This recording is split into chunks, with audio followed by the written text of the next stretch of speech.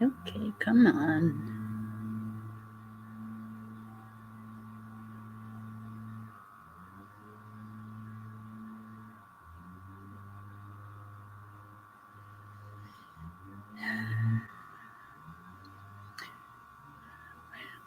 Then try again.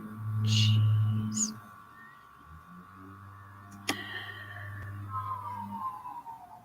That time it went just fine.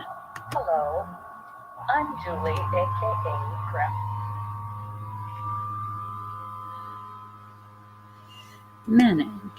Manage.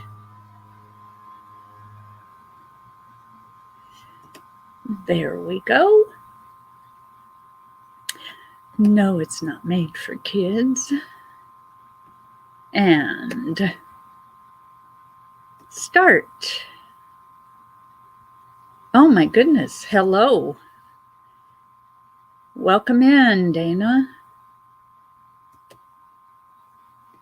Nice to see you.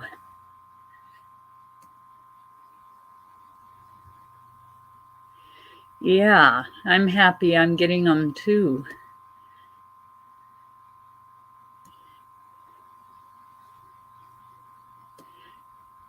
Okay, now let's go over to StreamYard. And then that's what I want to do. There we go. Now I'm ready. I'm doing okay. How are you doing?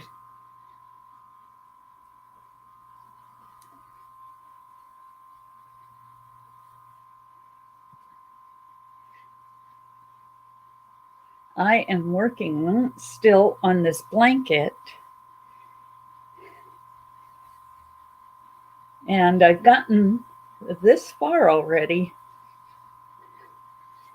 And I started Monday evening.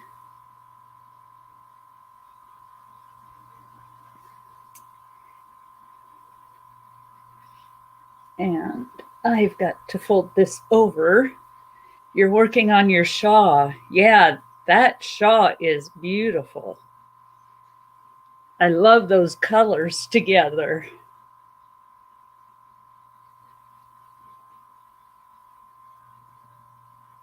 Definitely.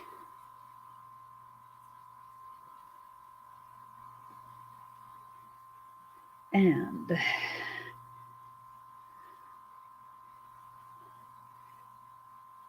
there we go.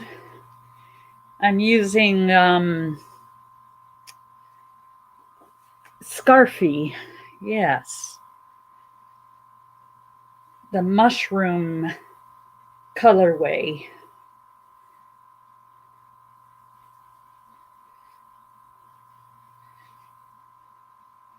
Scarfy is Lion Brand, right? I think.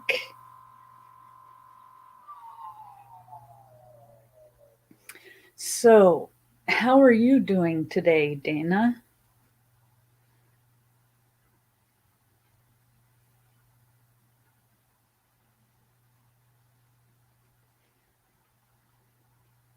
My hair.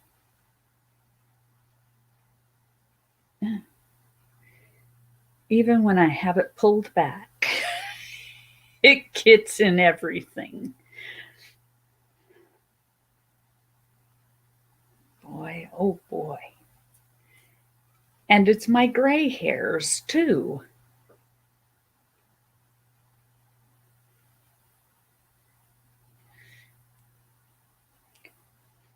Okay, hair. Get thee away from me.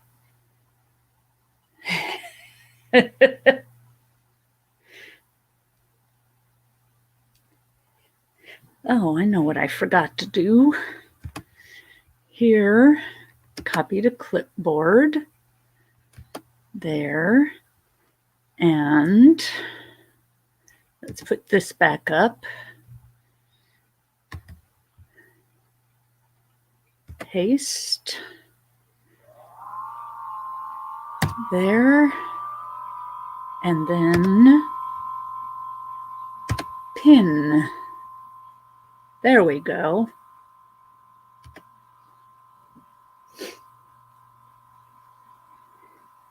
just in case anyone wants to join me.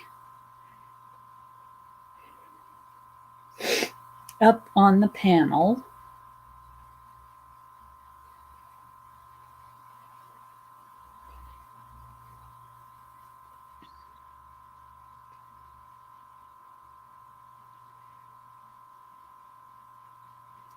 Oh, I know what I forgot to do.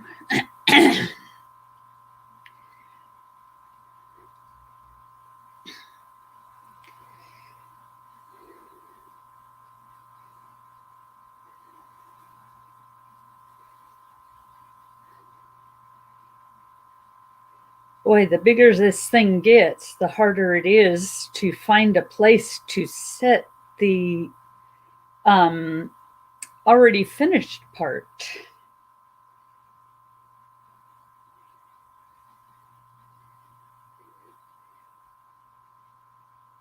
But that's okay because it's going to be a nice, warm, hello, Radka.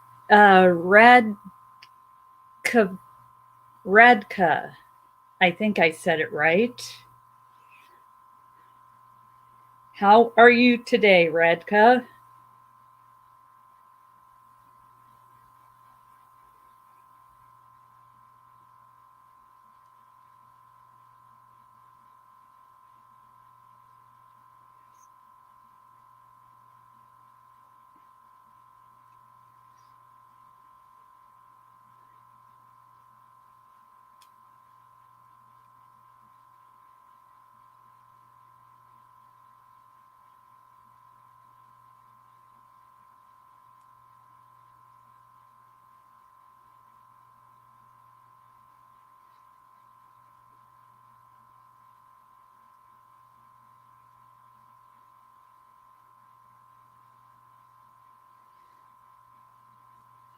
Hope you're doing okay.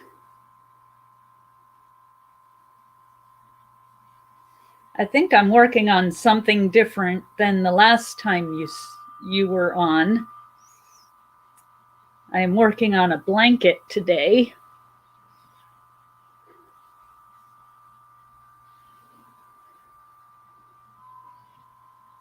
And I am using a pattern. Oh, okay. Oh, good. I'm glad you're great.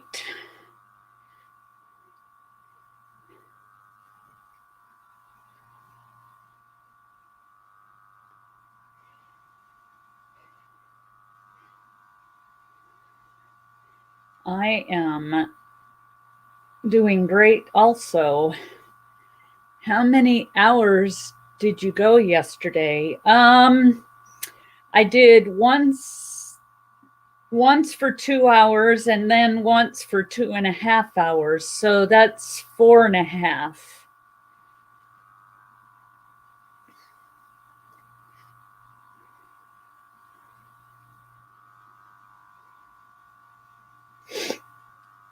Because I had to stop so I could have lunch and my counseling appointment, and then go pick up Shirley. And when we got to Shirley's house, I went back live again for 2.5 hours.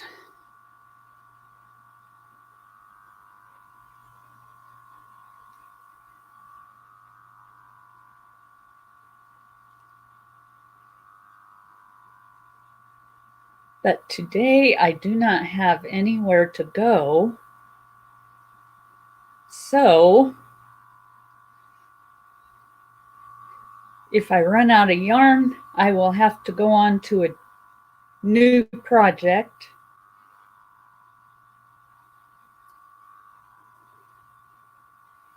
And I'll have to wait to get more yarn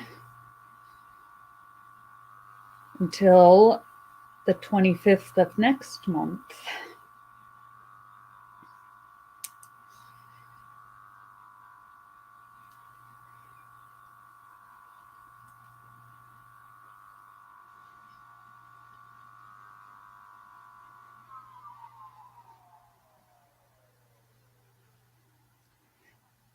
I'm still getting used to using these bigger hooks.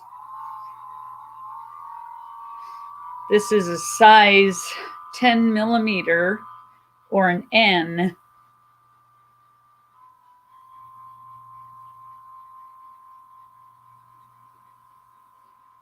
And I need to get used to using thicker yarns, or heavier weight yarns, I should say. It's 11:19 p.m. right now in Oman. Today I also wrote my exams today. I went really, oh good, I'm glad they went good.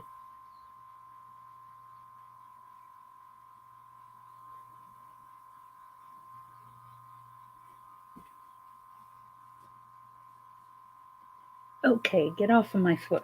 There we go.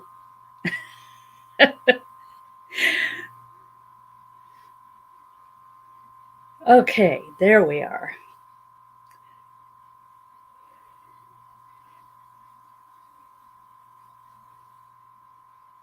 So let's see.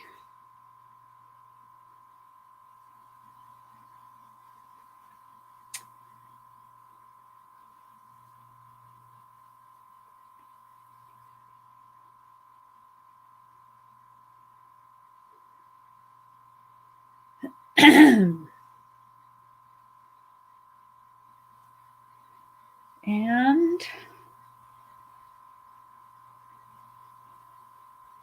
it is 11:22 a.m. here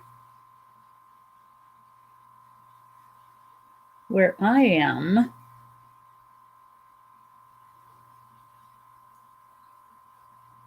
In Western Washington State.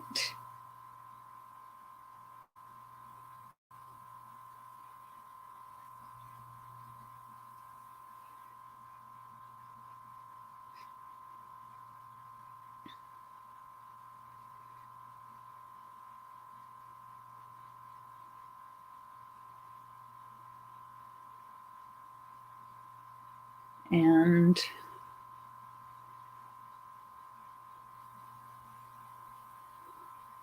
hello, Tiger Dragon Girl, or girl. Okay. And hello, and how are you today? And welcome in.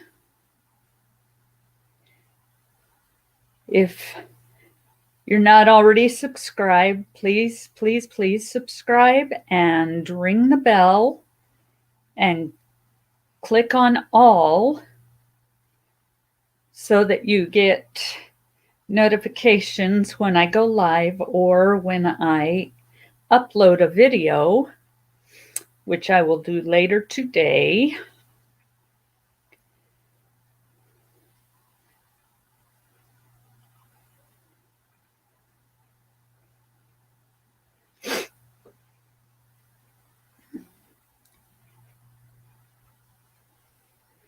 And chain one, then turn. This blanket's getting longer.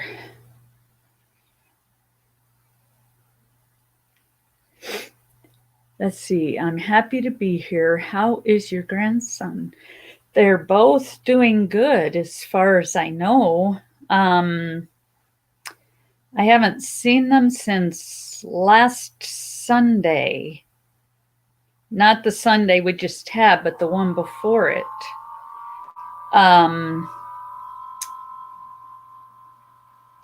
And I get to watch them on Monday. So that is the next time I will get to see them.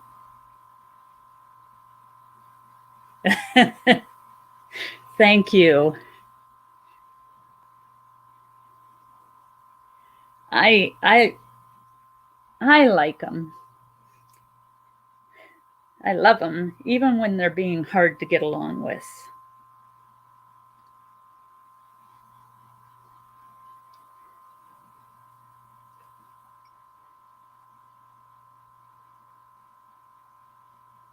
Definitely.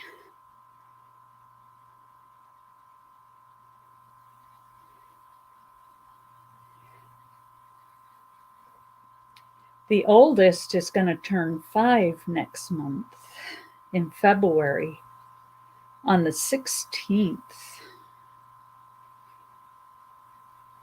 And the youngest turned 4 last month.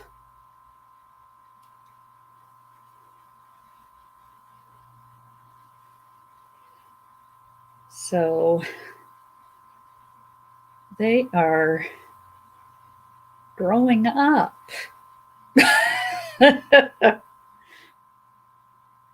So fascinating to see how it is morning there and it is night here.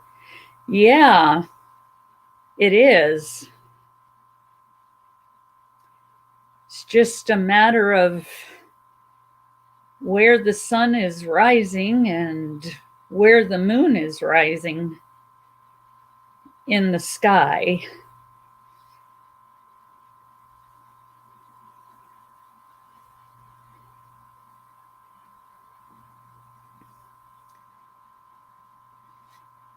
Yes, they do. My boys, let's see, they're 27 and 25.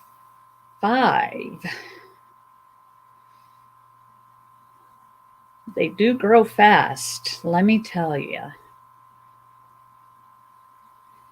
In April, my 25-year-old will be 26. Time flies too fast. Let me tell you, too fast. Once I got to a certain age, it was like time went too fast.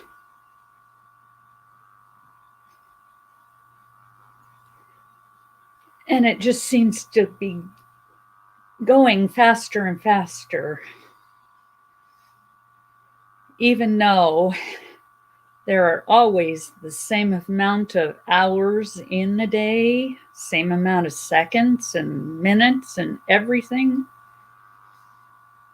it just seems to be going faster and faster.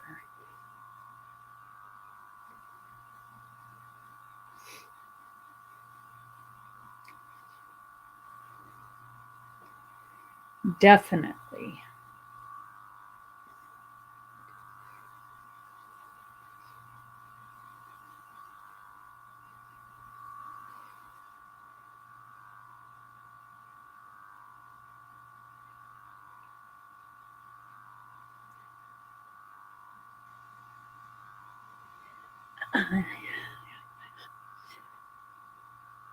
Maybe I should go slower with this so I don't go through the yarn as fast.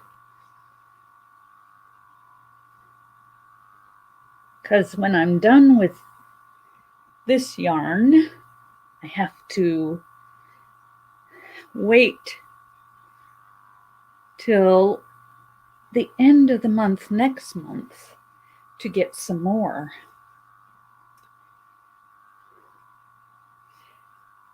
Because the Scarfie's not on sale.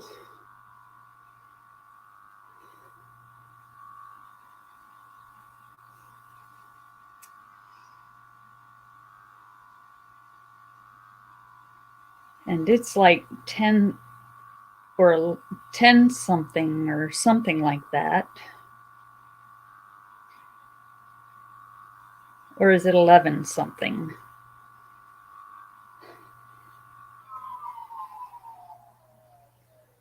So I only bought 2 yesterday. Oh, my birthday is on the 25th of February. Cool. My dad's was on the 18th of February. Was, not is. Hello, Shonda. How are you? Welcome in. Did you work some more on that scarf?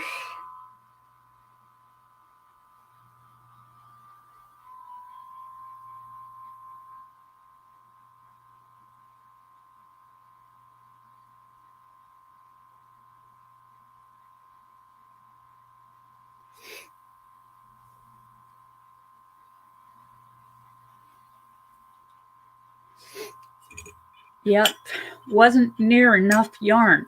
Seriously? Oh my goodness. I thought cutting the amount of chains in half would have, oh wow. You turned it into a purse. Oh wow, cool.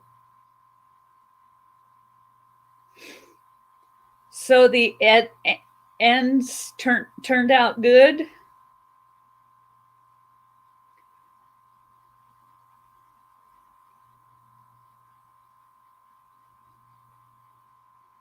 Just got to get some yarn to make handles to match. Yeah, definitely.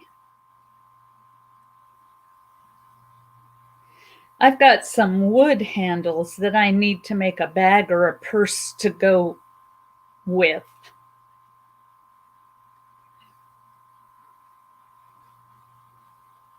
Yes.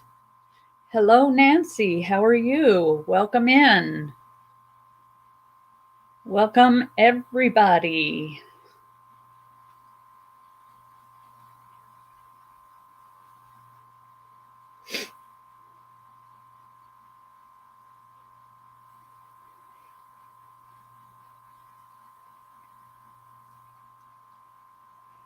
Okay. For those of y'all who just came in, I am making a blanket. I am using what I was told was the Houndstooth Stitch, which is you do one double crochet, one single crochet, then one double crochet, then one single crochet all the way across. So that is what I'm making. I'm using 2 strands of yarn and a 10mm hook.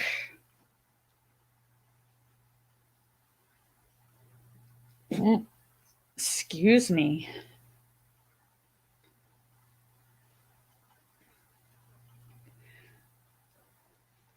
So what is everyone else working on? I know Dana told me, I think, what she was working on.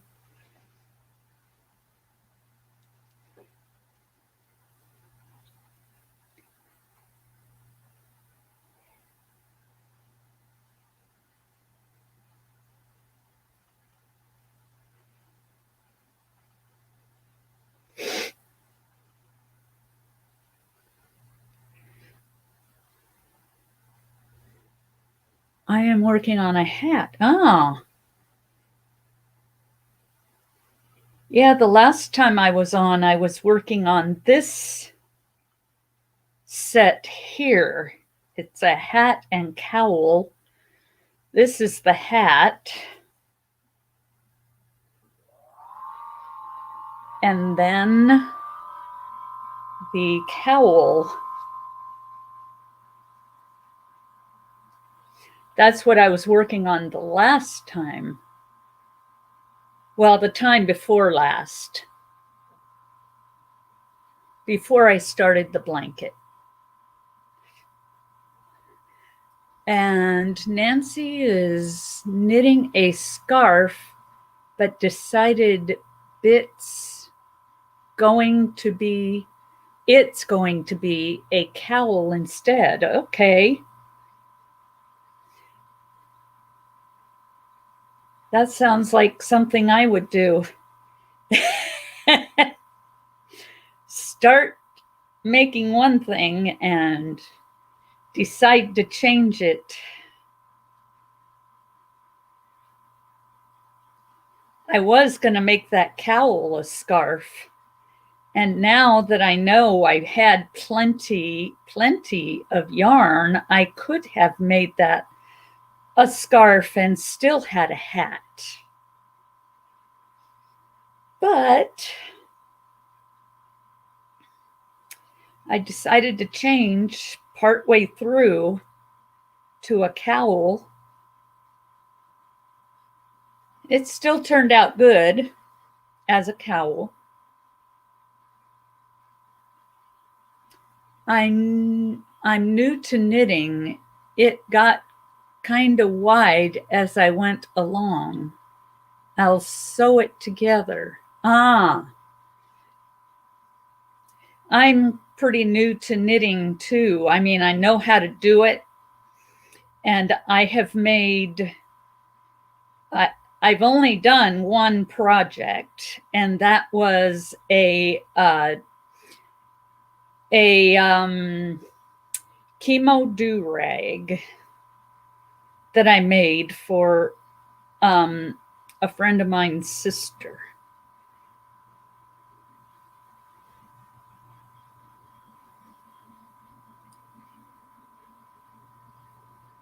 So I have done one project using knitting needles. I need to do some more projects using knitting needles, though. I need to get the practice so that I can actually, do projects that are a little more complex. Nancy, it takes practice. If you keep at it, you will get there. Yes. And actually, I did a lot of practice with, I wasn't making anything, just practicing before I even did my first project. The second project I was going to do, I gave up on because I couldn't get it right and didn't quite understand the pattern.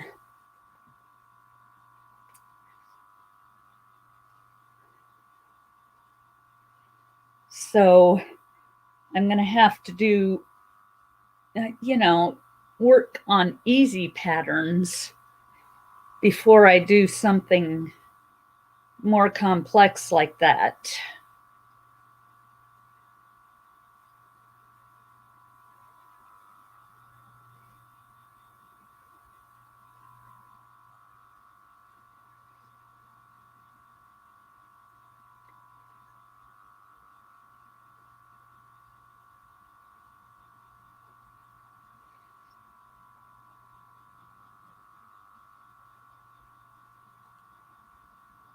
But the do-rag turned out great. I guess that was an easy pattern, even though it had like, it had you, was it increasing or decreasing? I can't remember whether it started out small and went big or started out big and went small.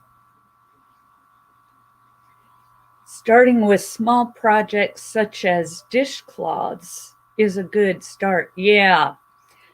And that is what I'm going to do.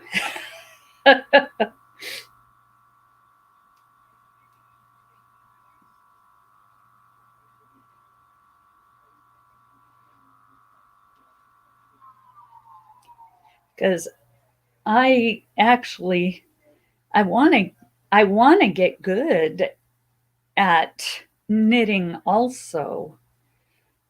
My my grandmother knitted and crocheted, and I want to be able to carry on her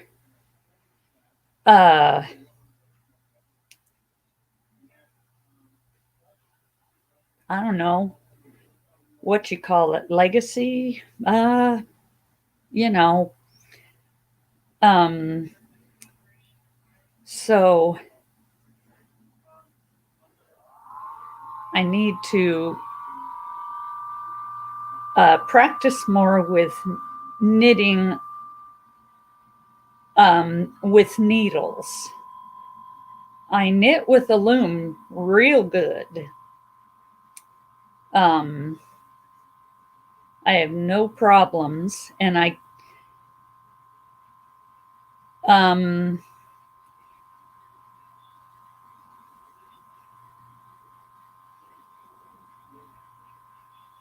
I have fun with it too.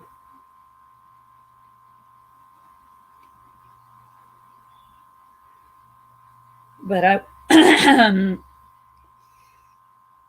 I want to use the needles. Boy, my throat is dried out. I do not understand.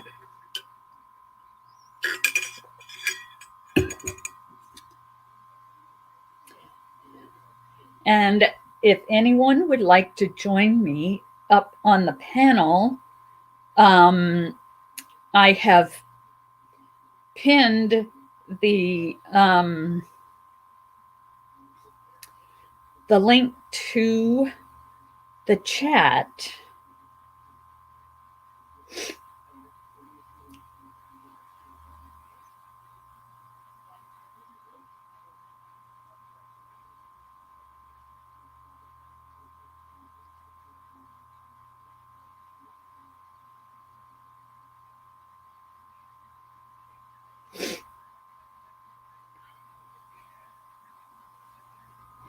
And up.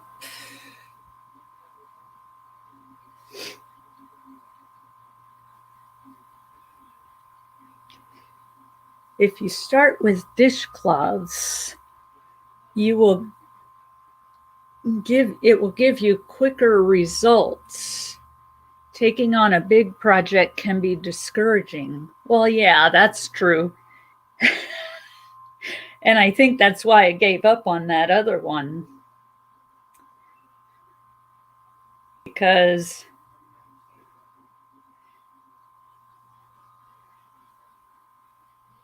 to a beginner knitter, yes, which I am, pretty much.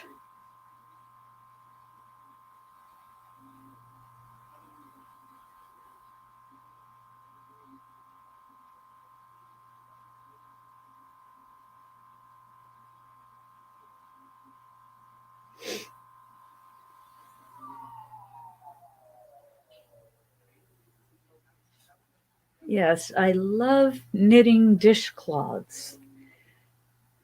I should try that. I have some cotton around here somewhere. Don't know where I put it, but I know I have some.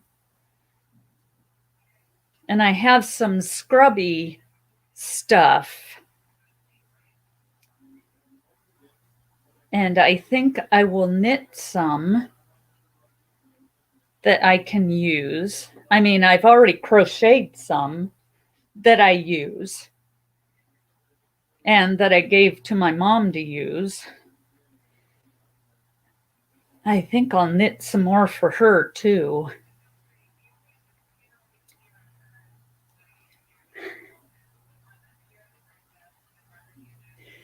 Love to you, Dora Beth. Love to everybody. Definitely. And welcome in, Dorbeth. How are you?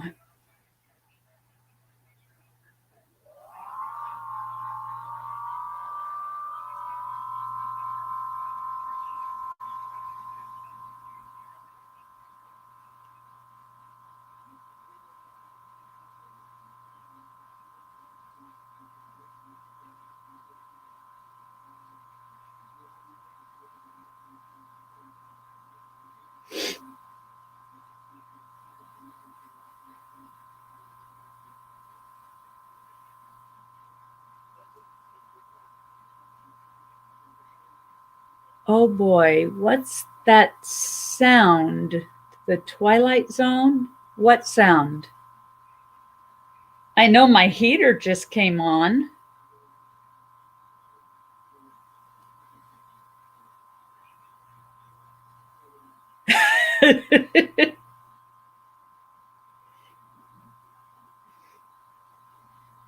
And I hear my husband's phone, customer on the phone, and he's not even in the same room as me.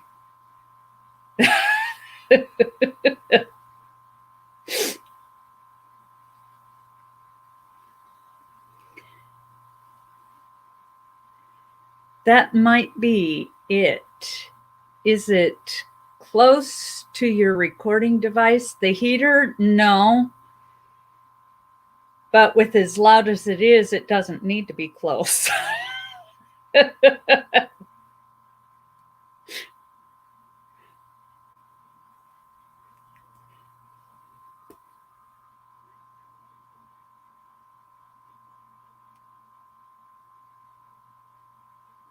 It's a pretty loud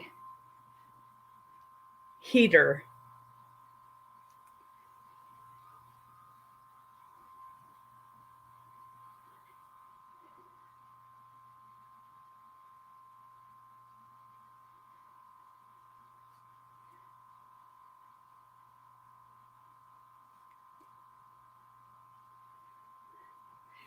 Have you ever noticed that the longer your project gets, the harder it is to find a place for it to sit while you're crocheting it?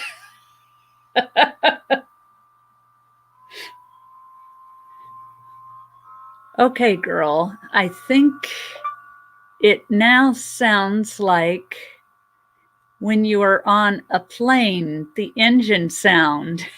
Yep. Okay, I don't think I wanted my phone to do anything, but it did.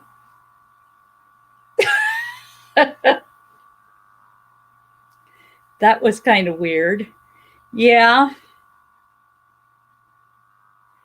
It does have that sound. Knitting and crocheting are not hobbies, they are post-apocalyptic skills. Yep. Oh, yes, J-Bug, but it does squeak and make a shrill sound.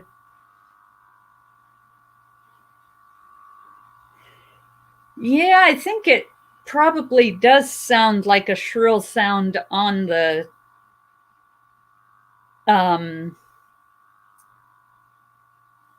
computer.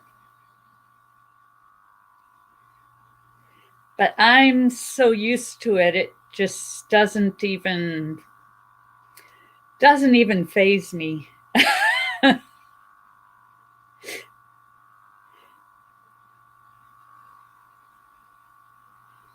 Because we've had it for years.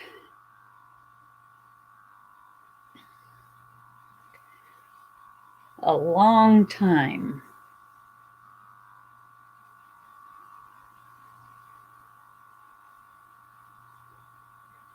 I bet you will wonder about it too when you do a playback of your video. Yeah, probably.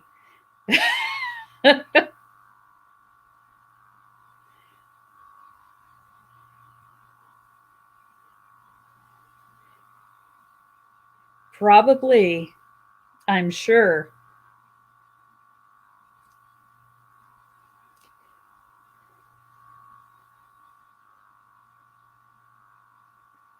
I am not sure why my mouth is so dry today.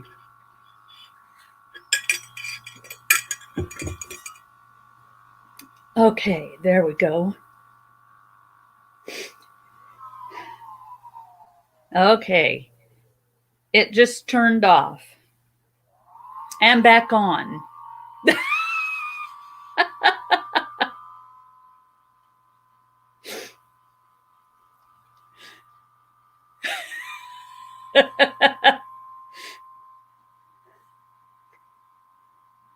A dental chair. Uh-huh. And they're turning on that, turning on the drill or something.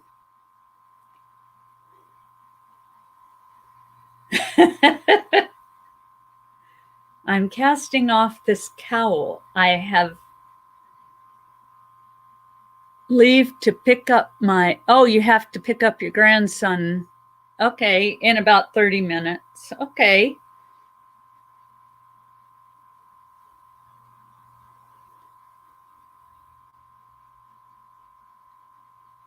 Yep.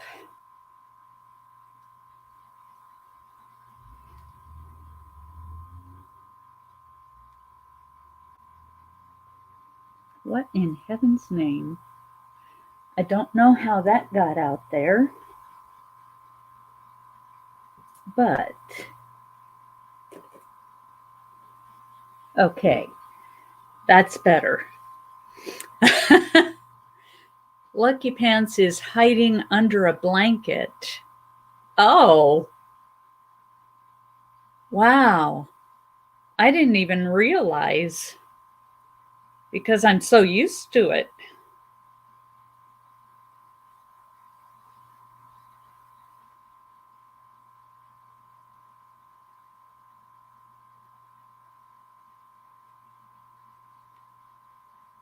What am I working on? This is a blanket. And I'm using Scarfie, 2 strands. And the colorway is called Mushroom.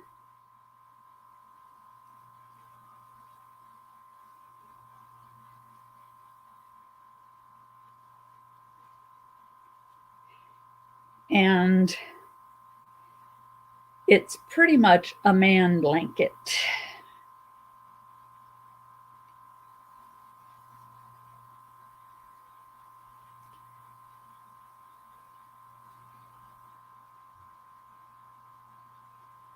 Wow, it will be some warm and toasty. Yeah. Exactly what my husband needs. Wait a minute. Oh, I am supposed to do a single crochet first this time. I'm using the Houndstooth. I think that's what you called it. 1 single, 1 double, 1 single, 1 double. All the way across.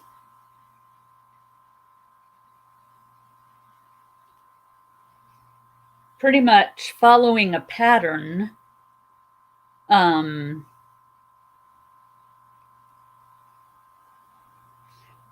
I may make it longer than what the pattern says.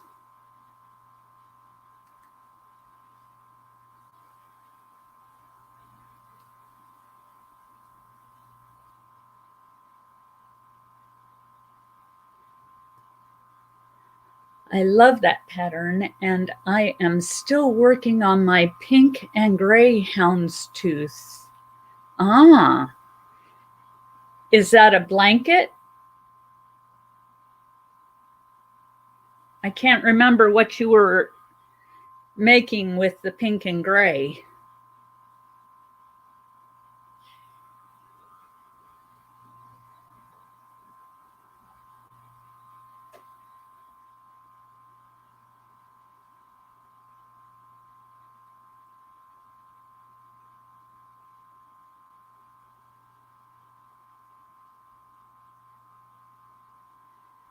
I am hooking away on a C2C Stash Buster Fun 2021. Ah, cool.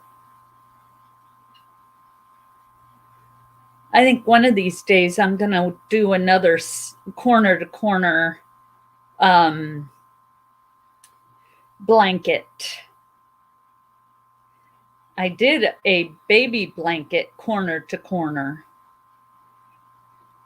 And there was something else I did a corner to corner, and I can't remember what it was. Yes, blanket, but about to wear it as a scarf as it is very warm. Uh-huh. Yes.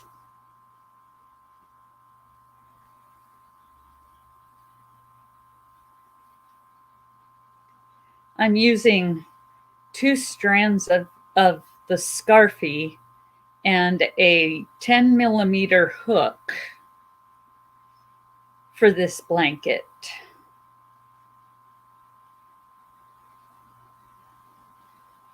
So I'm pretty sure it's going to be a warm blanket. Definitely. And if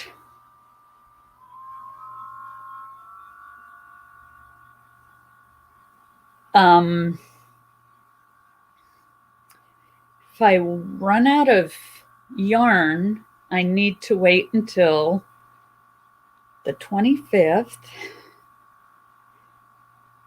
and go out and buy some more.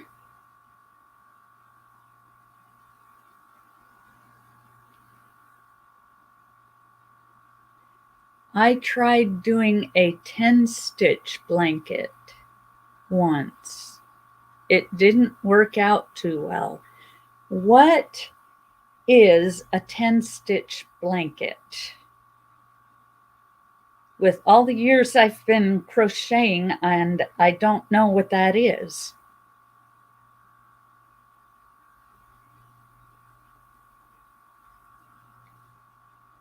Or is that knitting?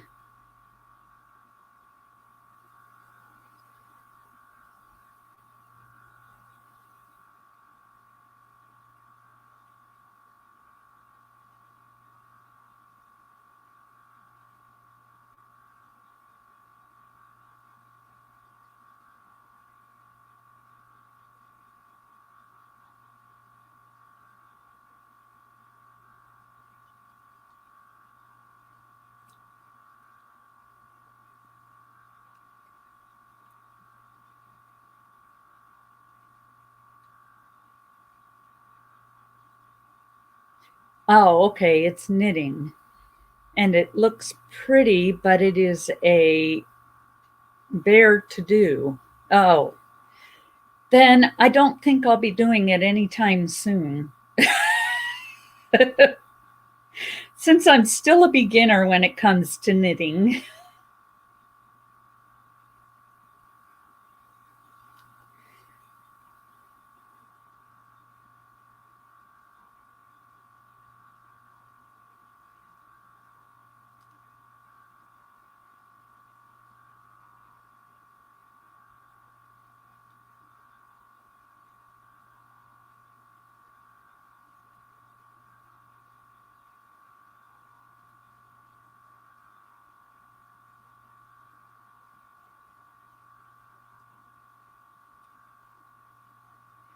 Definitely a beginner. It can be done on a loom.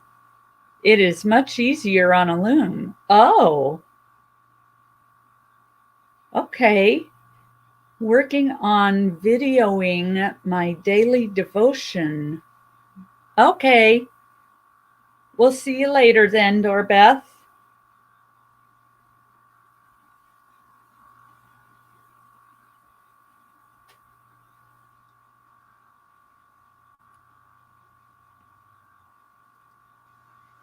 Yeah, I've got to do my work on my uploads at some point today. I'll be doing a devotional and a Bible reading and praise time. Although I sing hymns actually for the praise time. I'm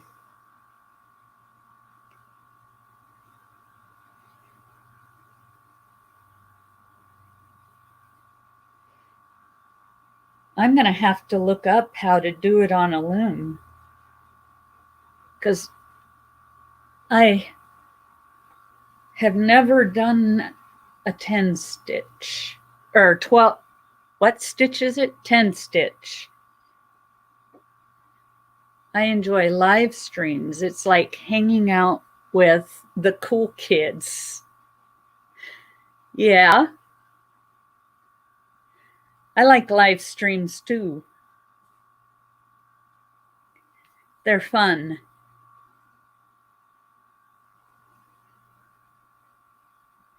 Definitely.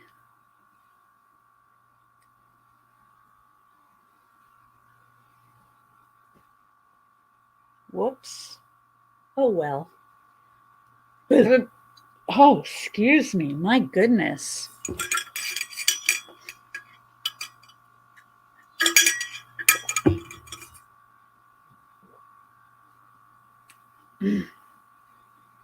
Oh, that's what's wrong.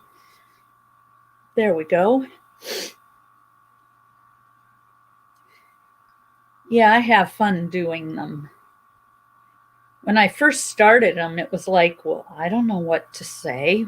But then I got on there and started talking and didn't stop until I was ready to turn it off.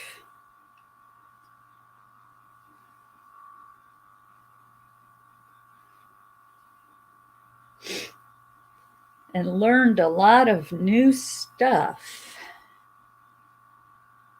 about doing live streams and everything.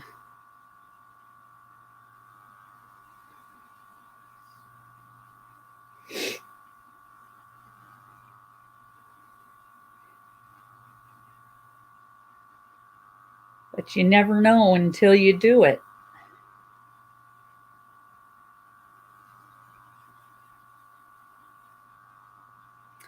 Definitely.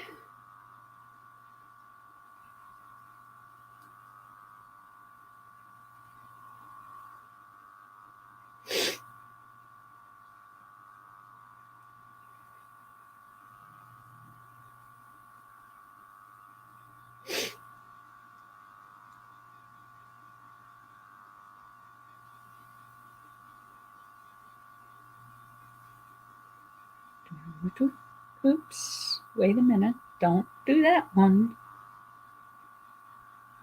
Went through the wrong part.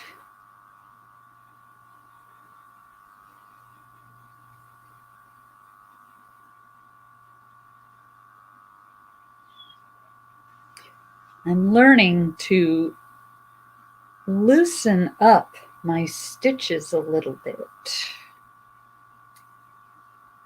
because I think I crochet too tight.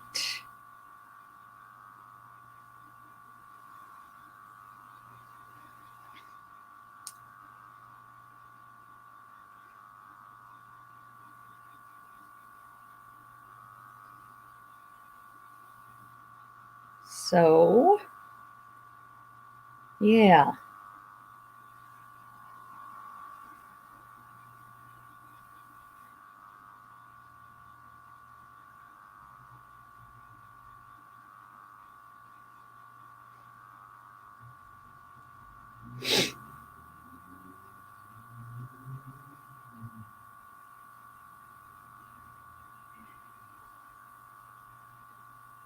Huh. Your videos with your grandsons are fun.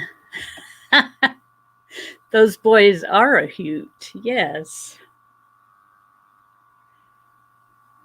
Yep.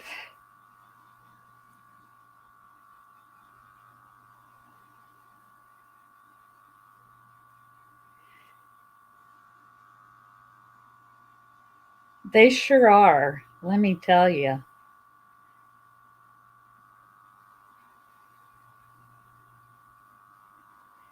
And they like to get on screen.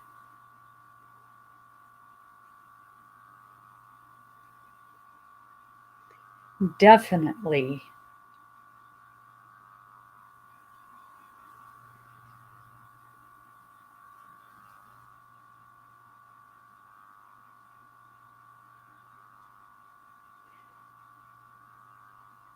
They are funny.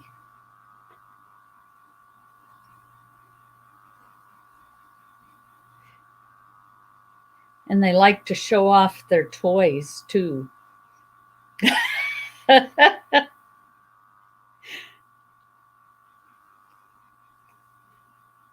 want to show everybody this. I want to show everybody that.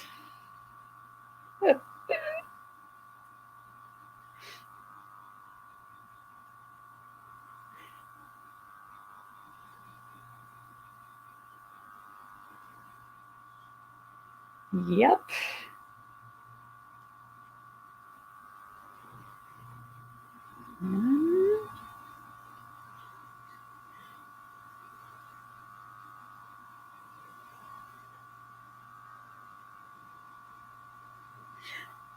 Okay. Question for the chat. What is the most favorite thing you ever crocheted or knitted?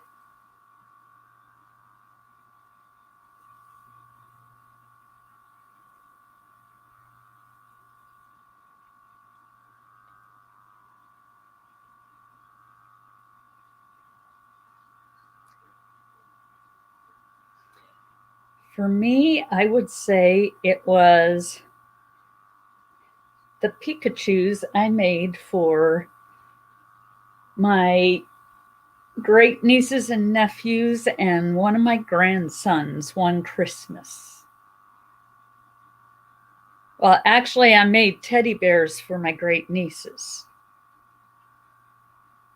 Yeah. And Pikachus for the boys.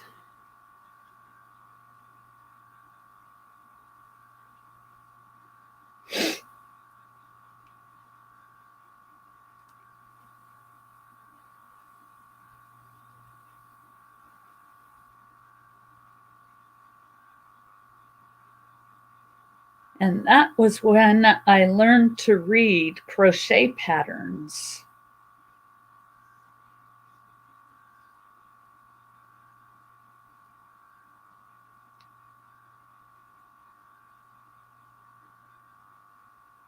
And I actually got serious about my craft of crocheting.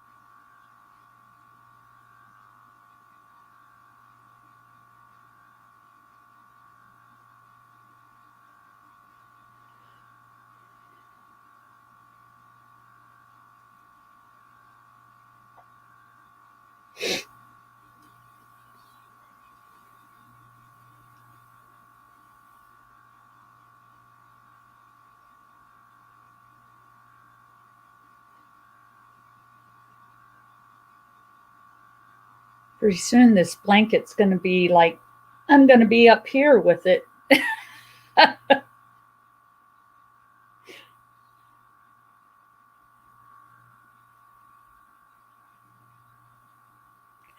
My favorite thing I crocheted was a hat for my older son. My favorite thing I knitted was a pair of baby booties for my oldest great nephew. I loom knitted a pair of baby booty socks, whatever you want to call them, for my son's ex-wife's baby.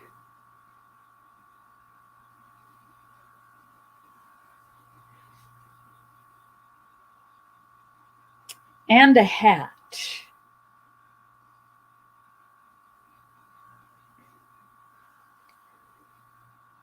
In fact, I was heating up chili. Oh, must be lunchtime for you. A late lunch, because it's 11 minutes after 12 here.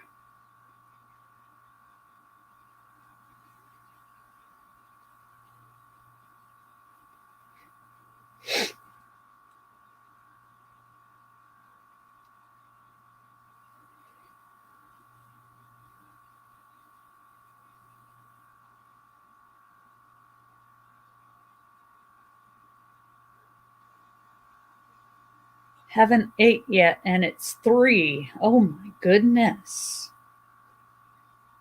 So of course you're getting hungry. Of course, I don't always eat lunch. Sometimes I do, but I don't always.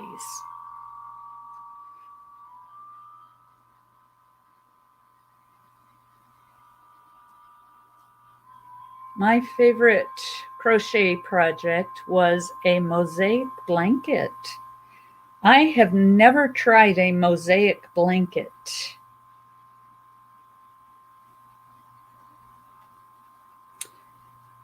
My favorite knitted is this cowl. I just finished. I made a washcloth as my first knitted project. Cool. Central time zone. Okay. I'm in Pacific time zone.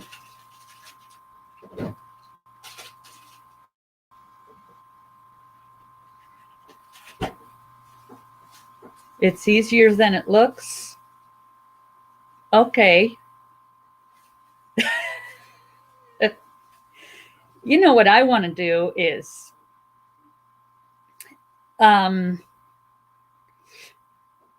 like, you see those ones that have like a picture on them. I forget what they're called. Graphgans. I want to do a graphgan.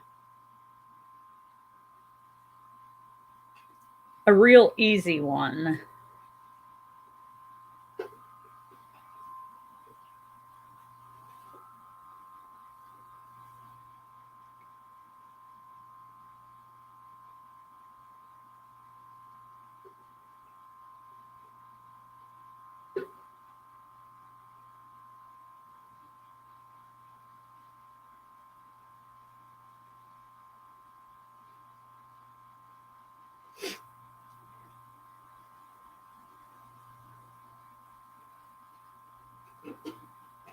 But doing a blanket in all single crochet is going to take a long time.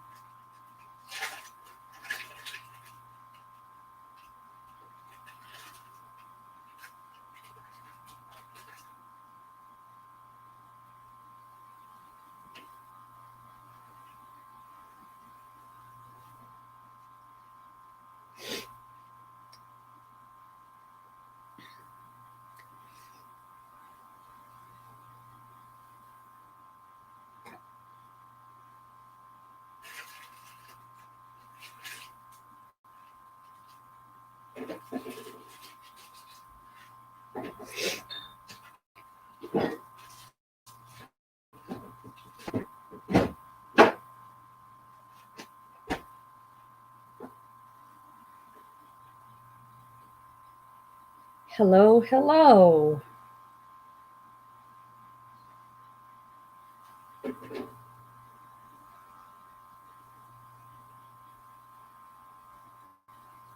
Someone new in the building.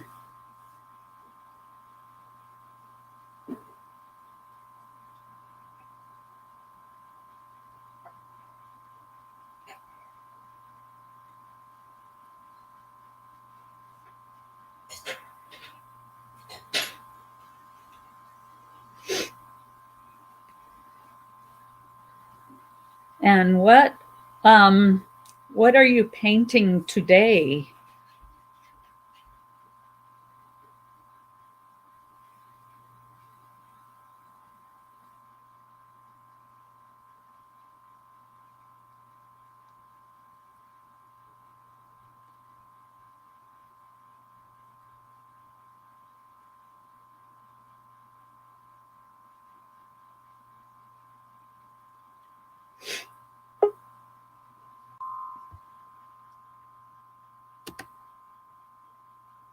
Hey, Hello.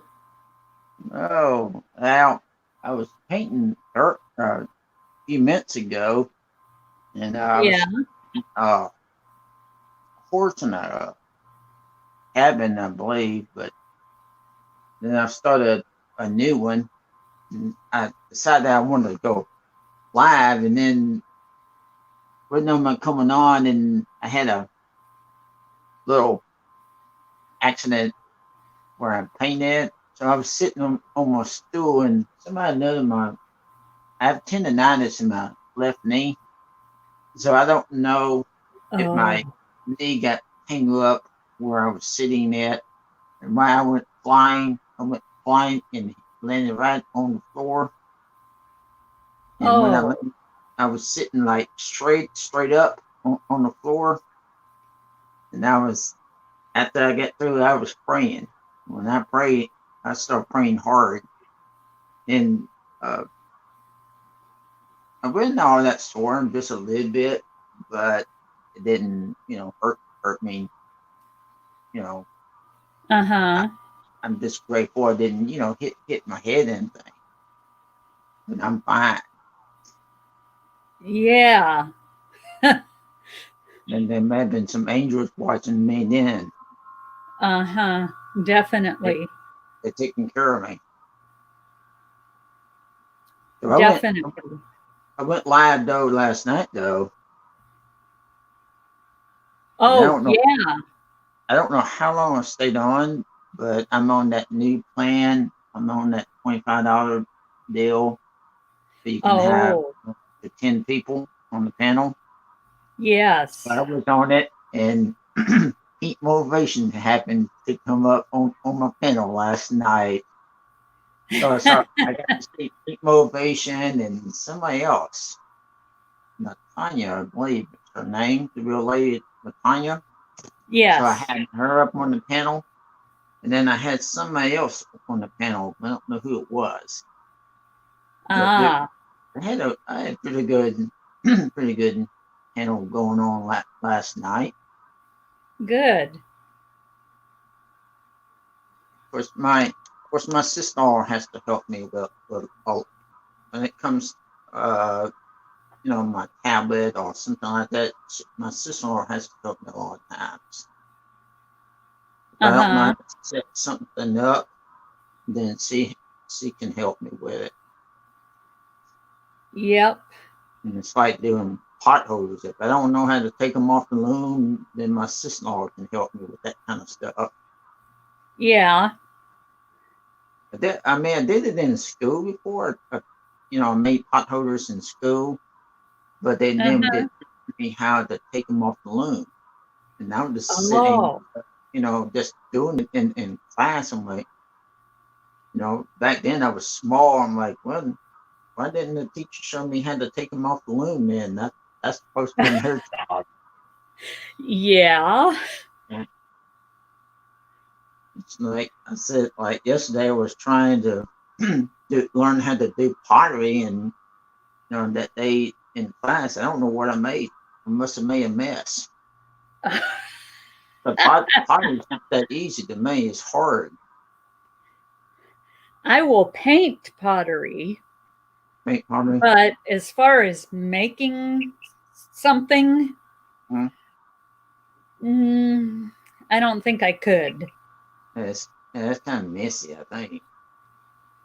No. Getting that clay and Oh, making something out of it. oh yeah. You have to wet it and all of that, and I don't Yeah. have I don't even have the room to fire it up.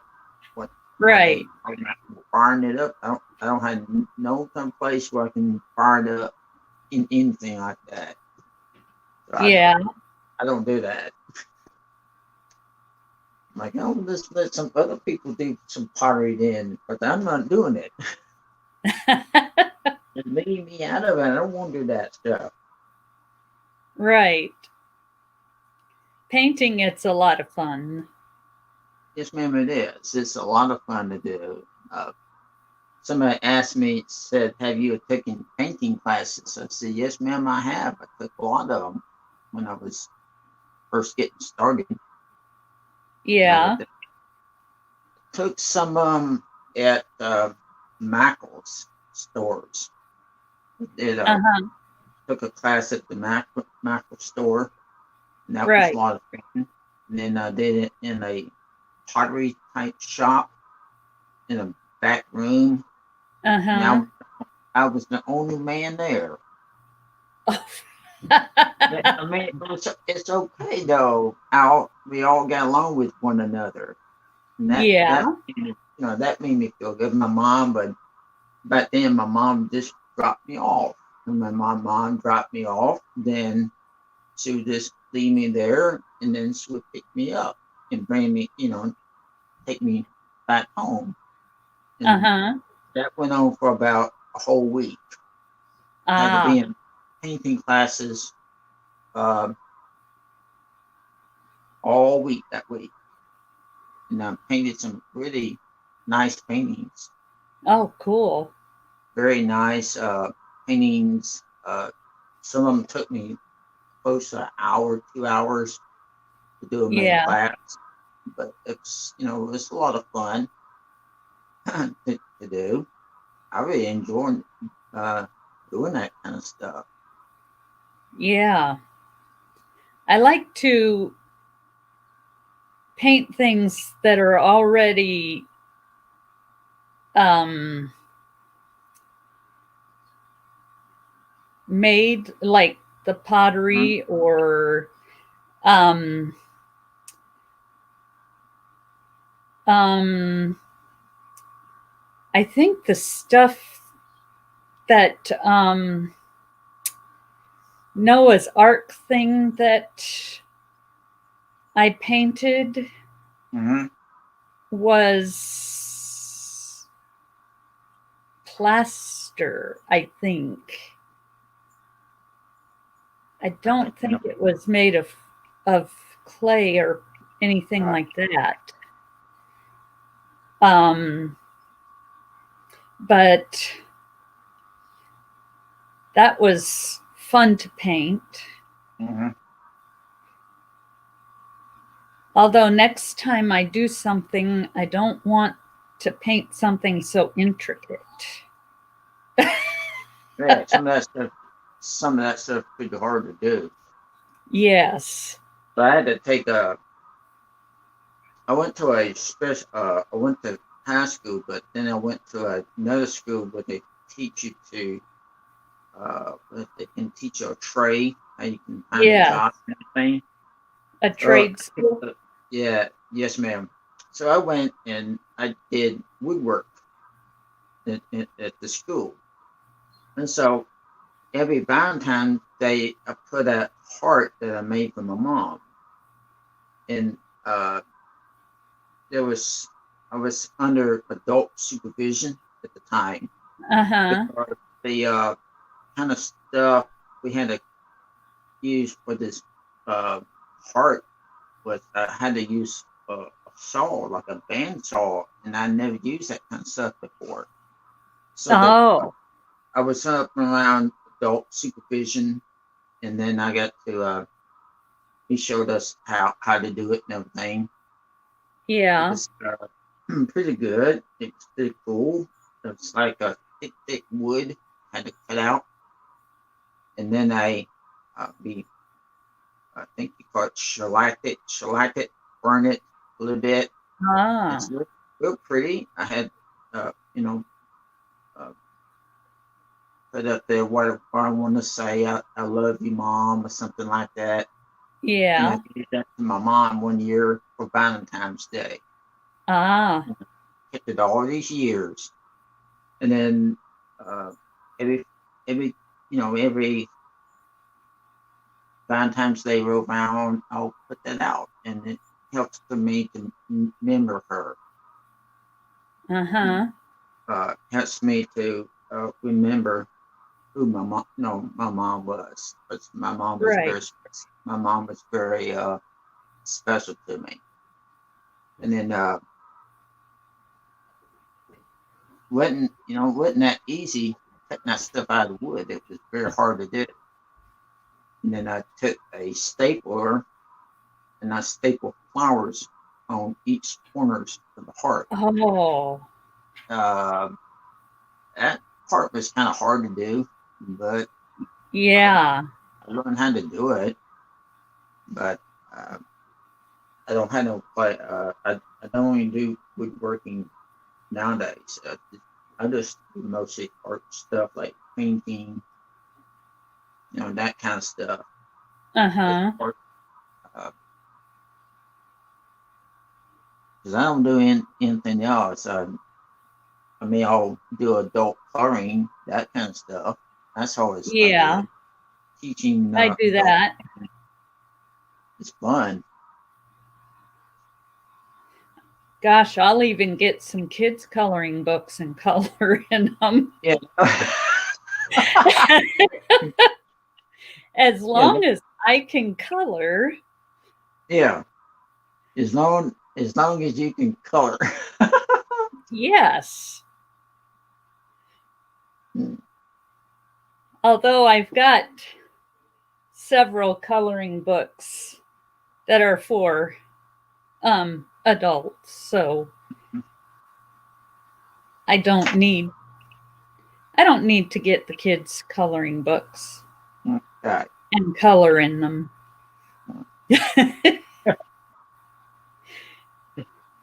I've got one where you can color mandalas. And I like those. I don't know which. I had an adult coloring book. I don't know which one. It was something about coloring cars or something like. It was called Adults. I'm like, wow, I could do a video on just showing how to color that. I had my tablet set up, and then work at my table where my painting stuff is. I'm like, how's people going to see that if I do a live? How's people going to see, or if I do a video, how's somebody going to see that? I mean, right. I need to see that on the screen right now. If I was doing that, but the painting stuff is easier for me to see. Oh yeah, definitely. Up on the screen. It's really easy to do. We're on Sundays. I've got a live where, we're gonna do all kinds of different crafts. I like to use colored pencils to color. Yes, I do too. Colored pencils and markers I like to use. That's what I use too sometimes, coloring. Yes. I don't like to use crayons, and I'm not sure why. I just don't. Yeah, I don't use crayons either. I don't use those myself. But then I was watching some program how crayons are made, and it was very interesting to know how crayons are made.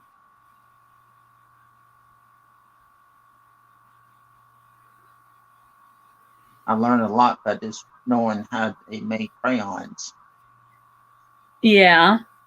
Very interesting to watch. I used to watch Mr. Rogers' Neighborhood. Oh yeah. That's where I think that's where I saw crayons are made. Yes.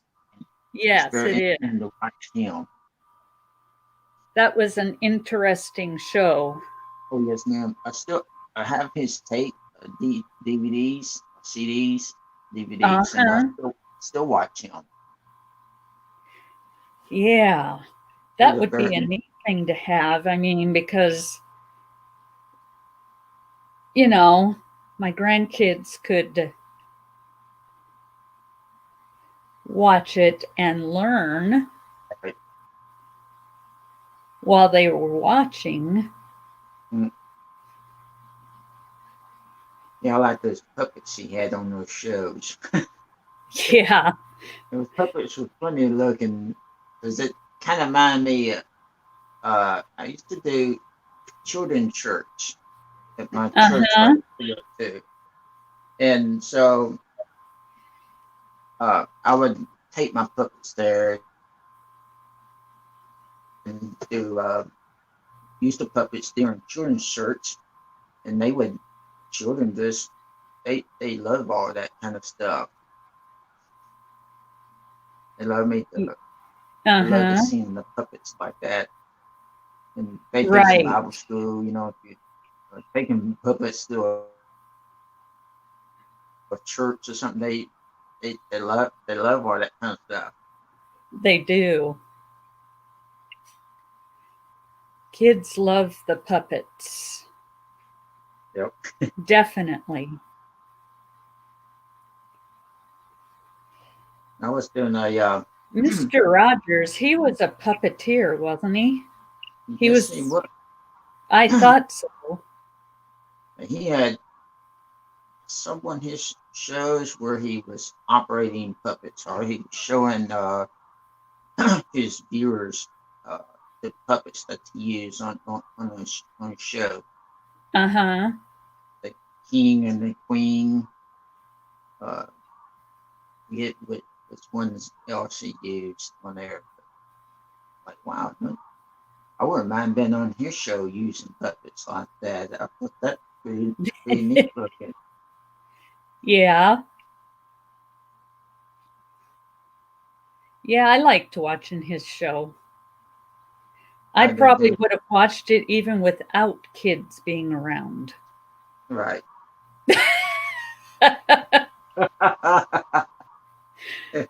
Hey, I mean, Mm, it was quality. It was good. right. It's good, clean fun. Yes. Mm-hmm. He was Oh, I a think minister too, wasn't he? this made was. What? He was a minister. Yes. Wait a minute. Single crochet. Yeah, I forget what kind he was. I forget what kind of minister he Oh, was. yeah. I think, Was it Presbyterian or something like that? yeah, I think he was the Presbyterian. Yeah.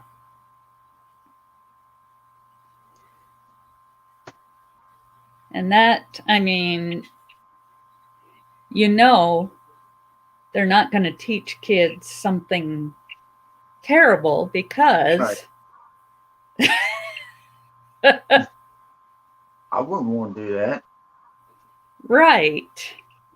And I was on I was on a radio talk show years and years ago, and I took puppets with me. I was being Oh, interviewed on the radio, and that time I had a an agent that was working with me, and my uh-huh. agent would get me in, or he would book me to get me into different places. Like I would go to do a day camp for kids. And I would take my Oh, puppets with me, and kids was just stunned, you know, by that. And then this radio talk show, my manager was asking me questions, and it's from DJs at the radio station. So he's asking me questions about me doing puppetry. I said, yes, sir. I done puppetry at my church. He said, really? I said, yes, sir. I have. And then then come to find out, I think I sung on radio. And I think I was using the puppets at the same time. I'm like, oh my goodness, and this probably goes out, in word, being on radio. Probably go all clear across the world. Yeah. Uh, but that was fun when I was on there.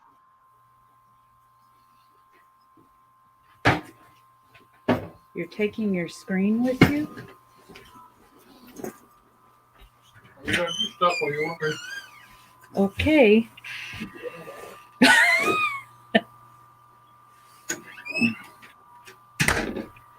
Okay.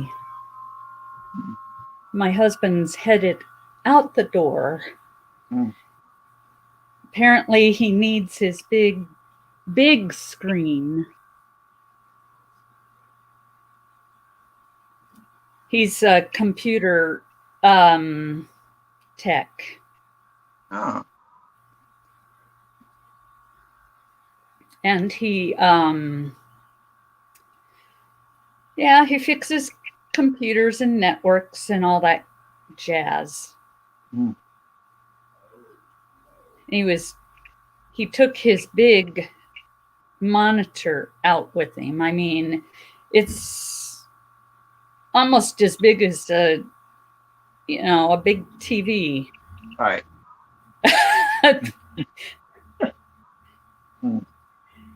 Flat screen. Okay. Of course. But it was funny seeing him walking through the kitchen with that big thing under his arm.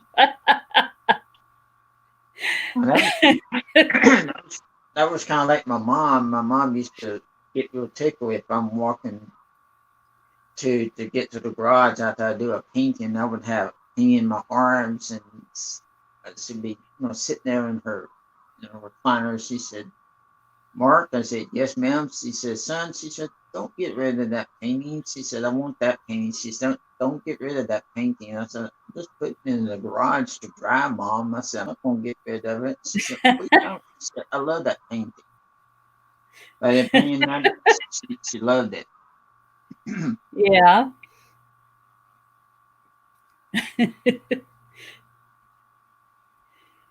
Yeah, I mean, it's not like I needed the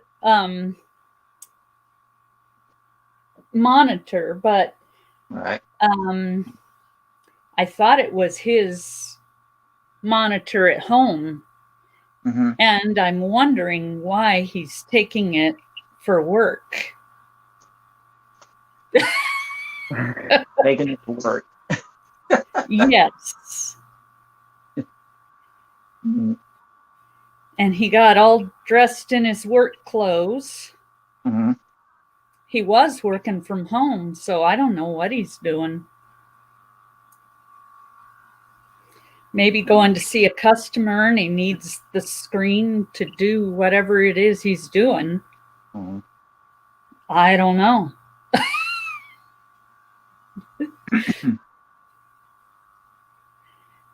That's the only thing I can think of that he'd be doing. Right. Mm-hmm. When I tell you that I fell off that stool, that reminds me of when I fell off of a horse before. I was horseback riding with some friends of mine, and I never rode a horse before. And my neighbor said, "How would you like to go horseback riding?" I said, "Oh, well, I guess." I said, "I've never been horseback riding." And so my neighbor said, "It's okay." She said, I'll help you." So I had to get onto the horse because I had no idea how to get on one in the first place. So Oh, no. To the horse, and so we was riding, and I was in some woods, and something must have spooked the horse, and I was like in the trees and everything. So something, and I think my neighbor's like up ahead of me, and something has spooked the horse, and the horse threw me off. When the horse threw me off, I landed into a tree. And Oh, I hit my arm. My arm like went right into a tree. I'm like, oh great, you know, I dislocated my arm, or broken it or whatever, and I, I couldn't move my arm. I couldn't raise it up and up and higher because it hurt, to raise the arm up. So uh-huh. my neighbor, she said, what happened to you? I said, I don't know. I think the horse got spooked back there and it threw me off and I landed up into a tree. She said, where did you get hit? I said, in my arm. And so I was holding my arm. She said, why don't you quit babying that arm? I said, because it hurts. I said, my arm hurts. And I said, I don't know if I dislocated it or what. I get back to my house, I get back home where my mom was. And told my mom, she said, son, did you have a fun time riding the horse? I said, no, ma'am. She said, what happened? I said, I fell off of it. I said, I fell off the horse. She said, what did you fall off? I said, back in those woods somewhere. And I said, I said, Mom, I said, I don't think I can raise my arm. And she says, oh, but what did you hit it? And I said, up underneath my arm. I was trying to raise my arm up, and every time I raised it up, it hurt. She said, son, I just don't think your arm is broken at all. I said, well, I said, thankfully it's not broken. And I said, or being excruciating pain, I said, but I think I maybe had just, bruised my arm or something like that, but it hurt. I had not been on a horse since then either.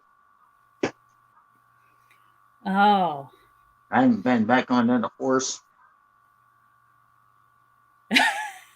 I mean, I did not know horses do that. Kind of get spooked and throw you off. Oh. I was talking to a buddy of mine at the church one time about that. And he said, why don't you get back on the horse? I said, I had not been on a horse in years since that. He said, that's okay. He said, you can get back on a horse. I said, well, I can if I want to. I said, but I haven't been on one in many years. And I used to do plays. These plays would be outside. Yeah. And most of the time, my role was being a doctor, like a medical doctor. And so I would look at these guys riding these horses. I'm like, ain't no way if I'm going to get on a horse and ride a horse in this. I'm like, I'm going to let those guys ride a horse, and I'll just do my thing. I'll just be a medical doctor like I'm supposed to, my role. That's my role to be a doctor. And then I thought, well, I'll just play the role of a medical doctor and just take care of the wounded that way. I don't need to be on a horse. I don't want to fall off the horse again and get injured, out there. And that kind of stuff was kind of fun. Till it gets some of the people starting to get kind of not very nice to me. They a lot of times I didn't like it. It was a lot of fun when I did do it, but after a while, I just gave up on it. Especially after I had injured my knee back in '86, and then trying to run and everything would. I'm like, well, I don't want to run and then fall in a hole and then do that again. So a lot of times I'll just walk out, and a lot of times there's no big field. And when it was in a big field, I'm like, well, what if they have big holes in the field, and it'd be better for me just to walk instead of running. Okay, I don't run anymore. I've got asthma. And asthma attacks for me are exercise induced. Mm-hmm. So, yeah. I couldn't run either. What? I couldn't hear. I don't think I can run no more. Yeah. I mean, when I was a kid, running was okay. Hmm. But I'm getting old now.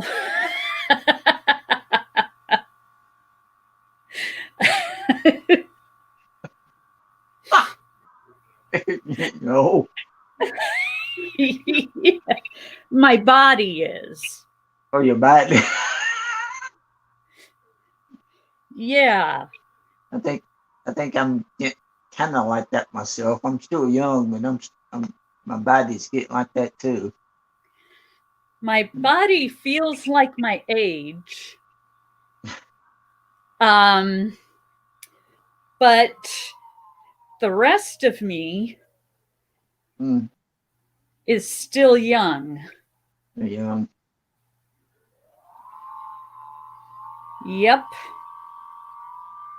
Mm. I refuse to give in to what my body says. My body and my chronological age.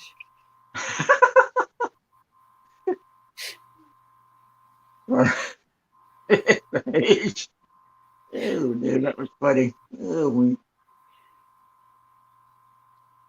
I was I was in bed one night, and this was 2 years ago, I think. I was in bed one night, and I had just woken up from a dream, and I heard this noise, and I thought, "What's that noise?" You know, and it's like a loud noise from the outside. So I get up. Oh dear, what just happened? Oh, Okay, I oh, know what just happened. Go ahead. oh no, I'm sorry. So anyway, I was washing my hands, and I heard these sirens, and these sirens got real close and close and close and close. I'm like, man, these sirens are really coming, going somewhere.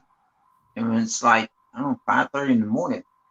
So then I looked out the window and I saw all these rescue units, like firefighters, rescue squads, uh, ambulances, police, everywhere. Like, man, what in the world is going on? Then I started getting this feeling like somebody was speaking to me, and its voice was like, "Hey, you need to pray for what's going on the outside. You need to pray for that person or persons uh, now." So I started to said, "Okay, I'll pray. I'll pray for these people." So I started to pray, and when I did, tears just started flowing out my eyes, and then I started to pray for that person. And then Uh-huh. I just watch it, you know. It was like right in front of my neighbor's house, and then and it made the awfulest noise I had ever heard. It sounded like somebody hit like a mailbox, and then you know, and then I looked out as daybreak started getting lighter. Uh, I went to my living room, looked at the living room window. So I keep like a pair of binoculars. So I thought, what is that? You know, what is that on the road? So I look through, and I could see a truck, a pickup truck, turned upside down in the middle of the road.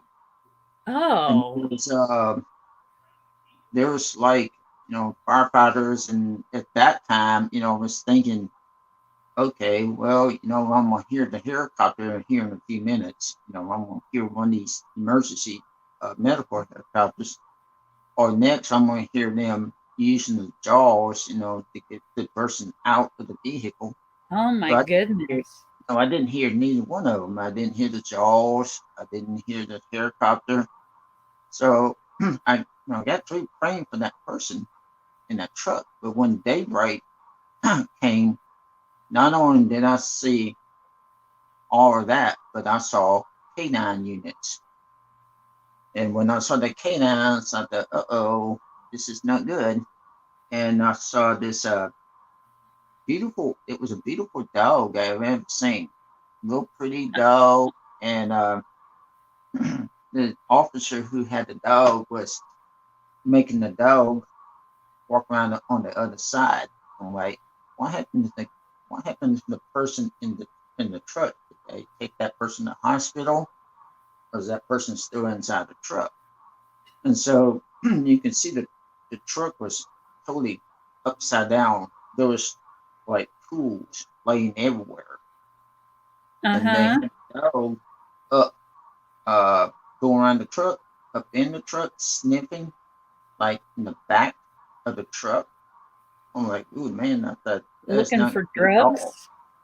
I wondered about that myself. And like, man, I thought, man, I hope that person's okay. I hope he's fine. I'd never heard a noise like that. And it's almost like I was awakened so I can pray for that person. Yeah. Because my sister-in-law, she wasn't at home at the time. And I started thinking, I went to go see a man named Don Pepper years ago somewhere. I think it's at a hotel or something. And I read his book before about 90 Minutes in Heaven. And he's a very interesting man to listen to. Very interesting. And I had tried to read that book before. So I started thinking about him. I'm like, well, I could get on my clothes, go down there where this wreck was, and see if I could pray. But I thought, what if I do that? And then they said, no, we got that thing under control. That's when I didn't do that. I stayed where I was and prayed for that person. Uh-huh. I didn't want to go down there unless I was told to, but I wasn't told to go down there. Right. I'm just using, unless this law says sometimes using wisdom. Uh-huh. That's what I was trying to do. Well, I hope that person was okay. Me too, because I had never seen, it's just like one truck, one vehicle involved, wasn't like several of them. And I know I thought there for a few minutes, I thought I was going to hear the jaws, I'm like, well, I'm gonna be hearing that in a few minutes, and then it did. So I guess they got him out. Yeah. I just hope he was okay. Really. Definitely. I told This my blanket. What? I told Pink last night. I said, Pink. She said, Pink always glad that come on her channel or she comes on mine. And when I saw that Dennis as guest in the chat, I knew it was her. So I bring her up on my deal, and I said, "Well, Pink," I said, somebody was getting tickled because I was wearing a wig, Elvis Presley wig, on your birthday deal. Yes, she said they did. I said, yeah. I said they did.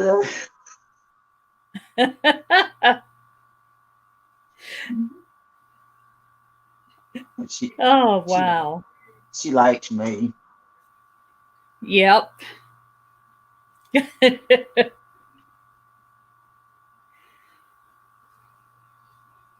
She likes everybody. She's a people person, I think. Well, she loves to tease me Oh yeah. about me being married. My sister Laura gets so thick about that. I said, yeah, I said, that's what Pete said. She said she likes to tease me about me and her being married. Yep. She's funny. I told her, I said, I well, like Pink, her lives. I told Pink, I said, well, Pink, I said, now I'm just like the rest of y'all. And she says, how that? I said, I'm getting in YouTube streets. I'm hanging out in the YouTube streets. She said, well, that's what you're supposed to do, Mark. Hang out in the Uh-huh. YouTube, get to know people. Yep. She's right. That's what you're supposed to do. Is go and hang out with everybody. Or do a live so everybody can hang out with you. And that's when I'm gonna try that later on and see. Yeah. But again, this time I hope I don't fall off the stool. Yeah. Don't fall off the stool, please. You could end up hurting yourself real good that way. Yes, ma'am, I know that.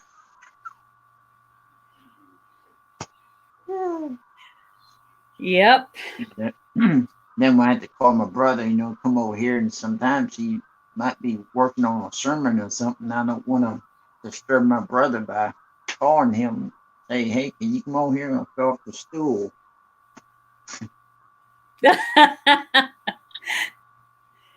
Gosh, I've had times where, because I can't see too far down, Right.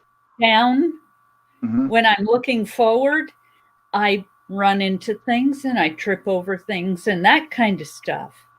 Well, we were babysitting some kids and there were pillows all over on the floor. And I told them to pick up the pillows, and then I left the room. Wow. And when I came back in, I tripped over one of the pillows because they didn't pick them up. And I went face first onto the floor. Well, face first. I had my hands out, but it didn't feel good. When you fall, it doesn't feel very good. That hurts. And the kids picked up the pillows after that. I told them, I said, that is why I told you to pick up the pillows. Right.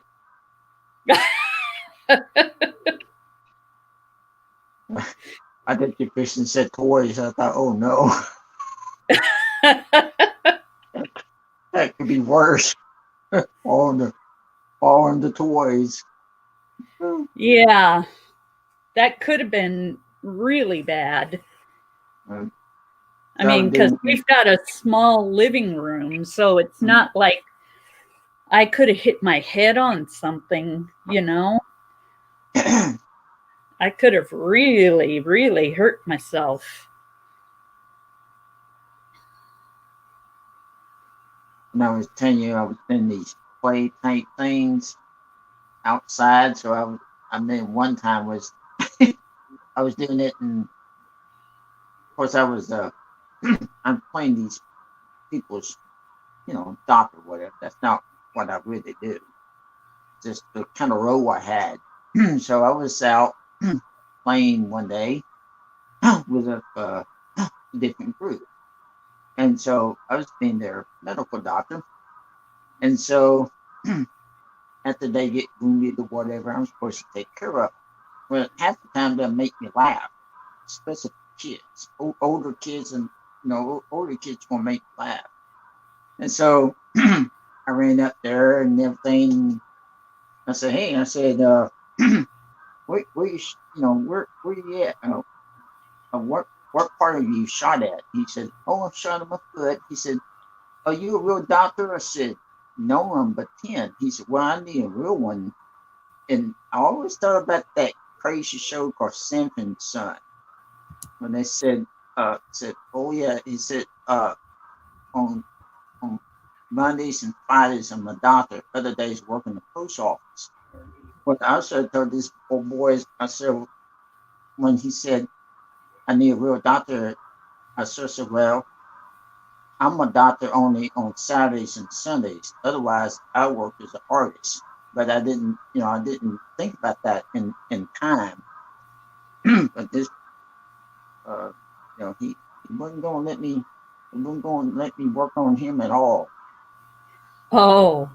So I thought, well, and then I started laughing. I'm like, well, great, here I've got people watching them over here laughing at this kid because, he wouldn't let me do it.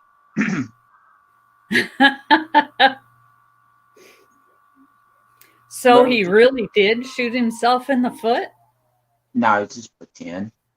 Oh. It was just, I don't want to say what kind of play this was, but yeah, he was all for this pretend. Oh. It was a lot of fun to do.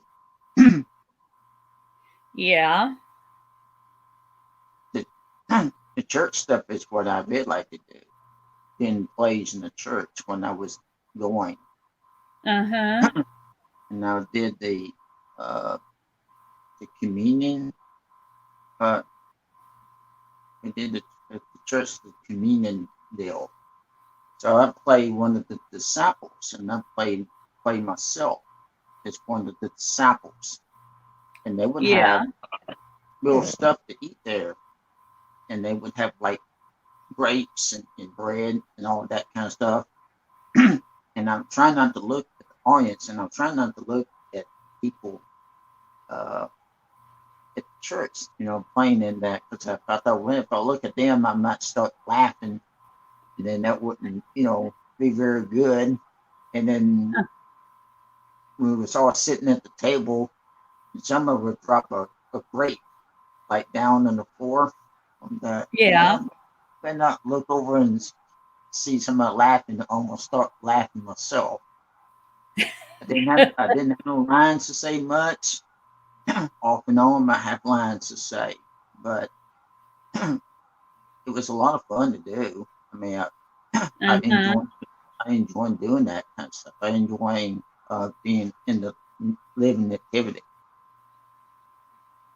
Yeah. And that was, that was a lot of fun to do. Yeah, I'm sure it was. Especially when you get live animals working with you. Oh. Live donkeys and everything. Those donkeys just love to smell me too. Uh-huh. Man, this donkey smell me like big time.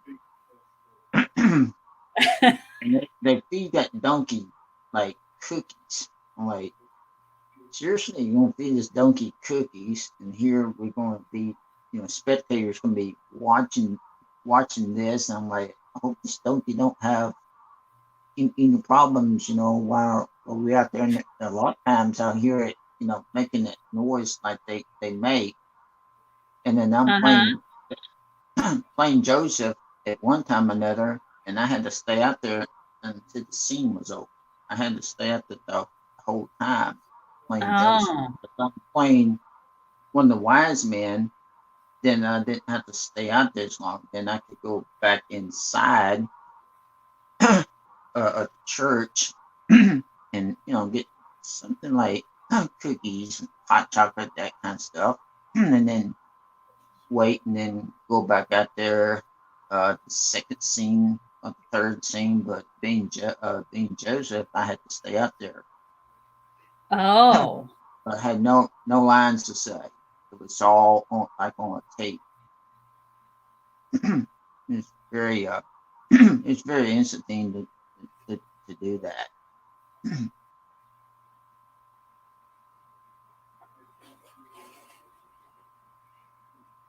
I'm I'm getting down to the end, close of my yarn. I was watching somebody's live today, and this lady named Kelly Crochet Ventures. Yes, Kelly. Real good. Yeah, she was doing something called the Color of Salvation, and she had a beautiful stuff that she Color of had Salvation's blanket they're making. Yeah. I saw that. I'm like, wow, that's beautiful work she's doing.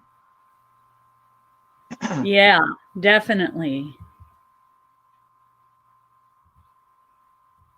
So I said, I ought to try to do crochet. She said, well, you ought to do that sometime, Mark. She said, at least give it a try. I don't know if I can count like she does.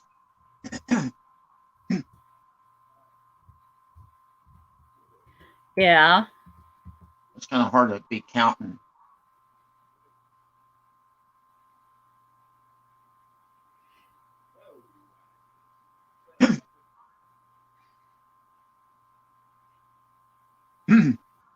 Kelly was in here. I don't know if she still is. I like her. She's a nice person. Oh, yeah, she sure is.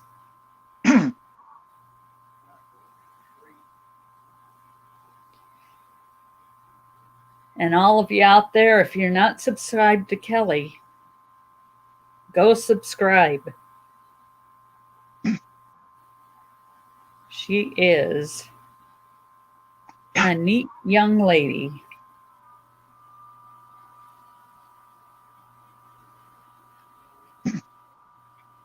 I got a viewer. I was doing a live last night. Yeah.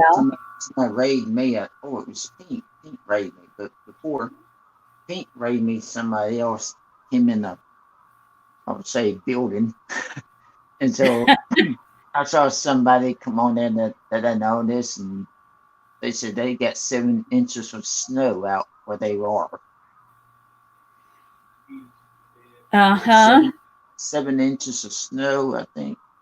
I don't know where it was. I think on one of my lives, Heather Crochet and Create or something like that. Mm-hmm.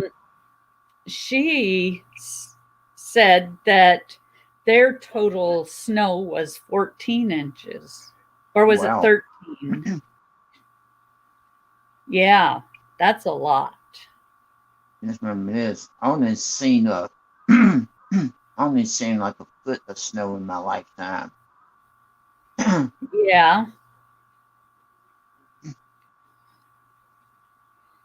The most snow I ever see is when I go to the mountains. Mm-hmm. Up at the pass, they have a ski place where people go skiing. Mm-hmm. And of course, to go skiing, you need a lot of snow. Right. Well, in the wintertime, there's a lot of snow there. In the summertime, not so much. As a matter of fact, it's actually warm going through the pass during the summertime. Mm-hmm. But in wintertime,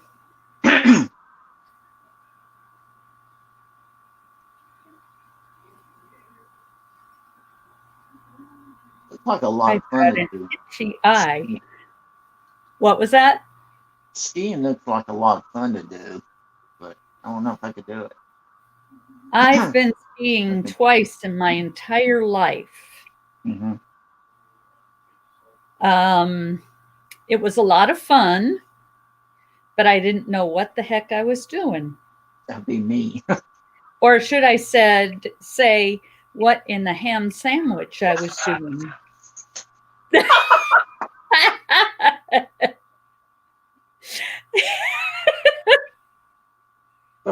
Ham sandwich. That was funny.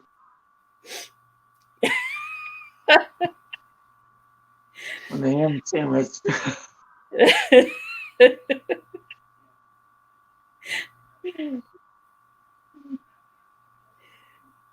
Yep.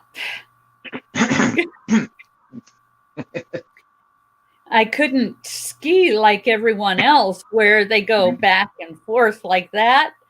I just went straight down the hill. Oh my. Yeah. I went really fast straight down the hill. Right. I was young, so it didn't scare me too much.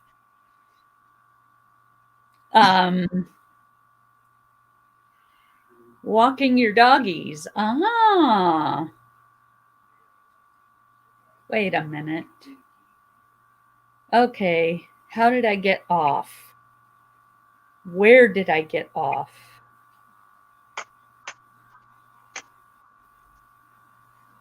Did I skip a stitch?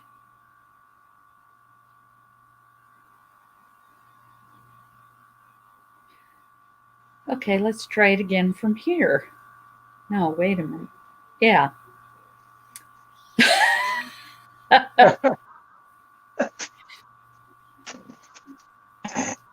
Okay. Now, is it going to do it right? Yes. Good. I got it right. Yeah. I may have skipped a stitch or something. I don't know.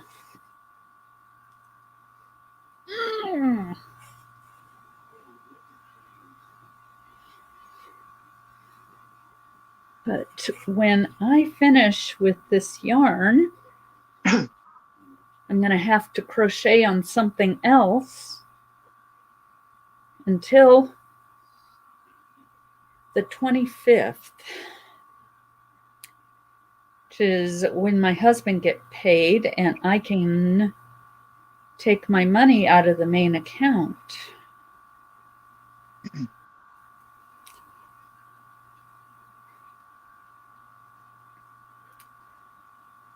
Yep. And I need some more water.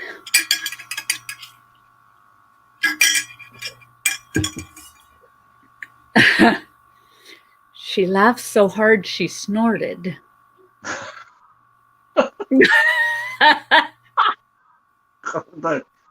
that's the right snorting.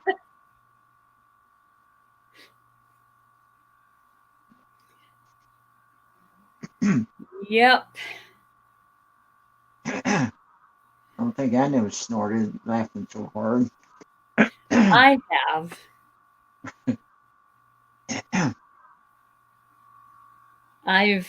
I've done that before. Embarrassing when it happens.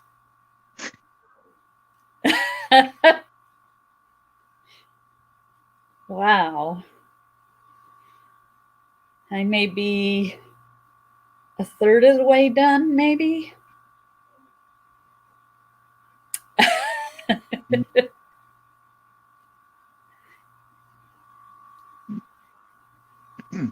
So I think I need to get at least 3 more the next time.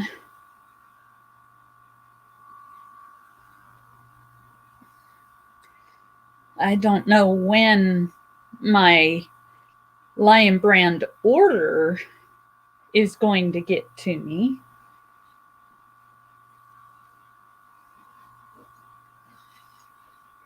I bought a bunch.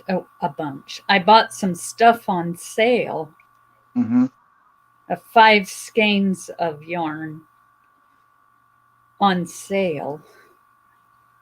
It was, I don't remember what the sale was. Yes, what in the ham sandwich were you doing?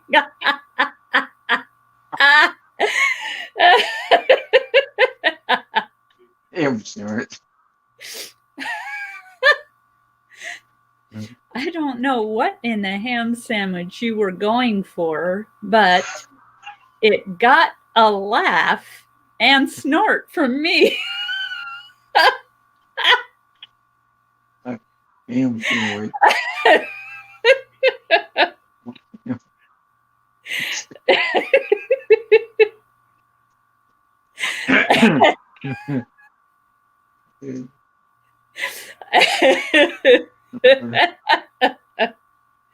Oh man.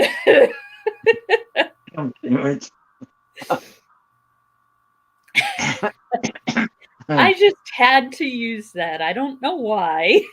I just had to. Yeah, sure. I hear y'all doing it, and I just sort of,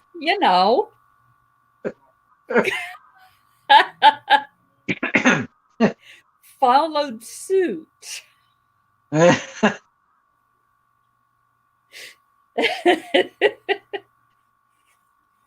With an ham sandwich. What in the ham sandwich?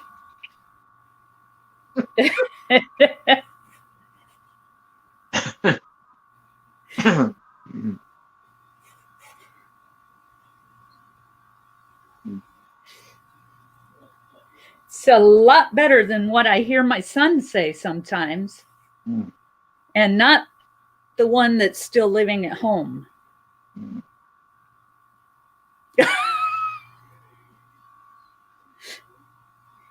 He drops the F-bomb. Man.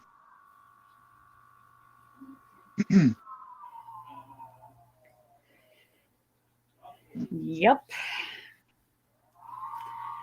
I have started saying what in the ham sandwich so I don't allow myself to cuss. Okay. Mm. Yes.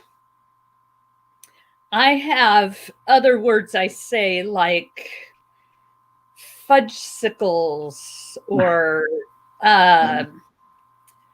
shoot the boot and double tie it, or I think that's a lot better than using that other kind of word. I like ham sandwich. The ham sandwich. or fudgesicles and crumb crackers. I'm really mad at myself.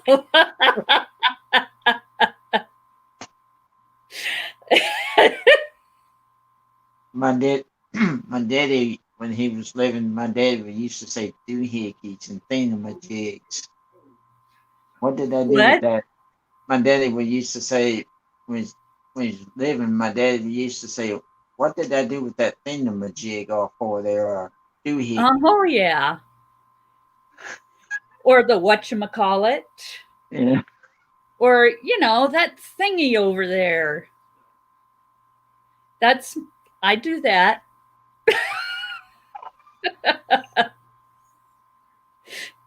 I do that. If I forget what it's called or whatever, or if my brain just isn't working and my word finding ability is at an all-time low,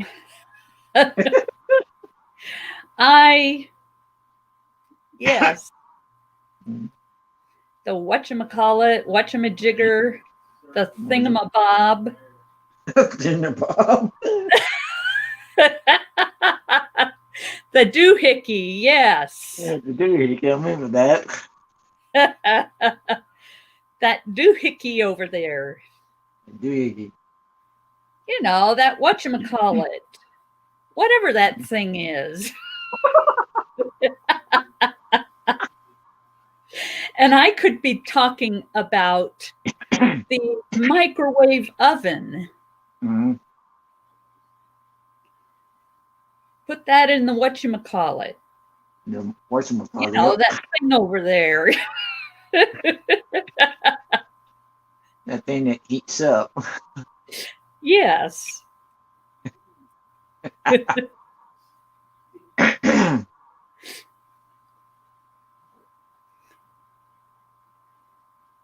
Yep. I was at a, I was on vacation one time, me and my mom and my brother. I don't know who else, but I don't know where we was, but I decided I want to go outside and sit by the pool. And so I was gonna go over there and sit by the pool for a little bit, and then I was gonna go back in. It was kind of early that night where we was. And so I started to go back to the room. I started to go back to the hotel room, and I couldn't get in the door. The door was locked.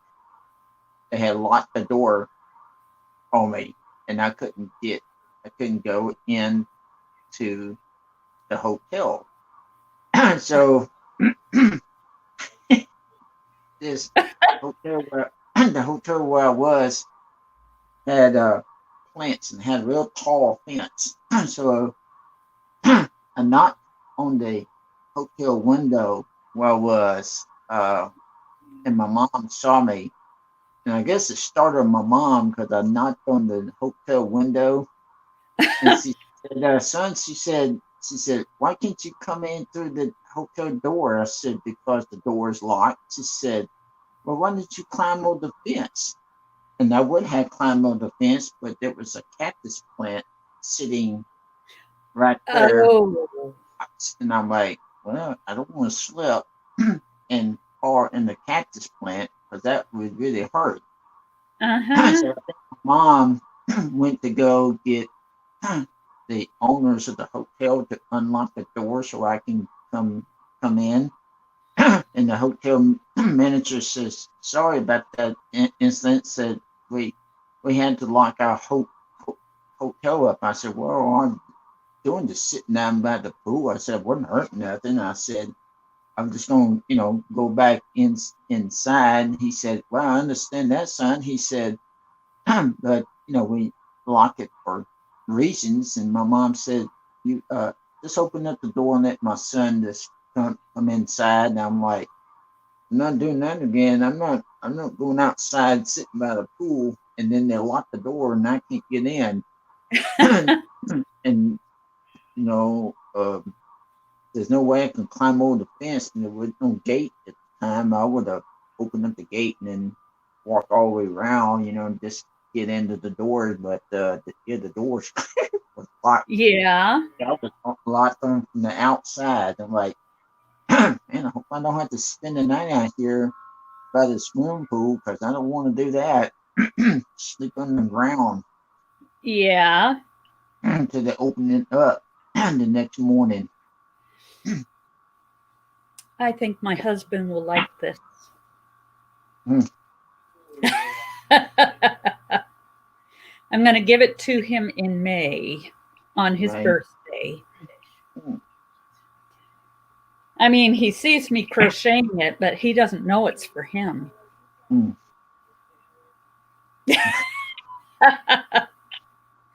Sometimes I make up my own words. It sounds like I am speaking an exotic language when I do. Yeah.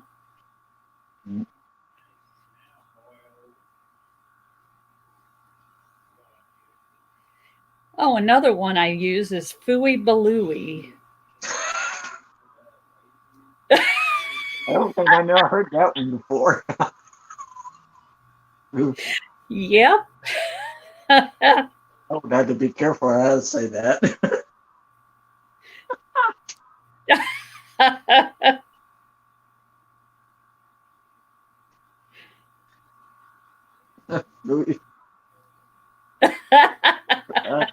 can't even say it right now.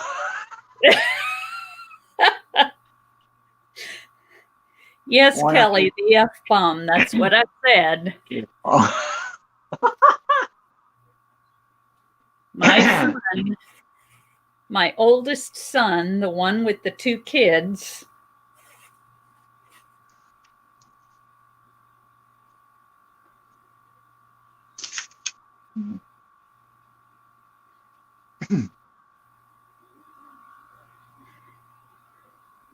there we go.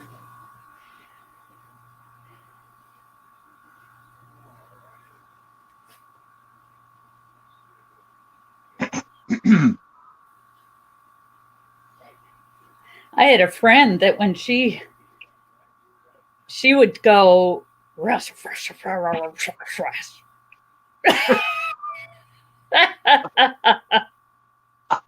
something along those lines.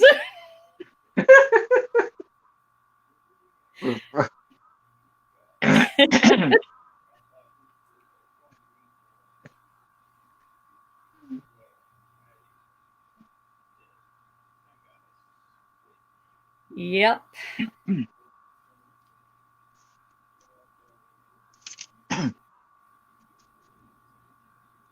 I was unloading some groceries yesterday at my brother's house, and so we have a lot of cats. Or they do.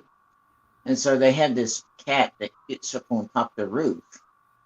And so I was walking to get some groceries out, and I just stopped and talked to the cat, and the cat looked at me and meowed. I said, I see you up there, and I could see its mouth open up, and it's talking to me, meowing. I said, what you doing up on top of that roof like that?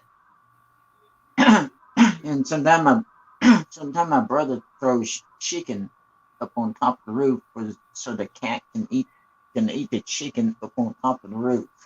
Oh. Wow. I don't know why the cat gets up on top of the roof, but it's kind of funny like that. Yeah. Mm. Cats do a lot of things that I think is kind of funny. Silly, funny. But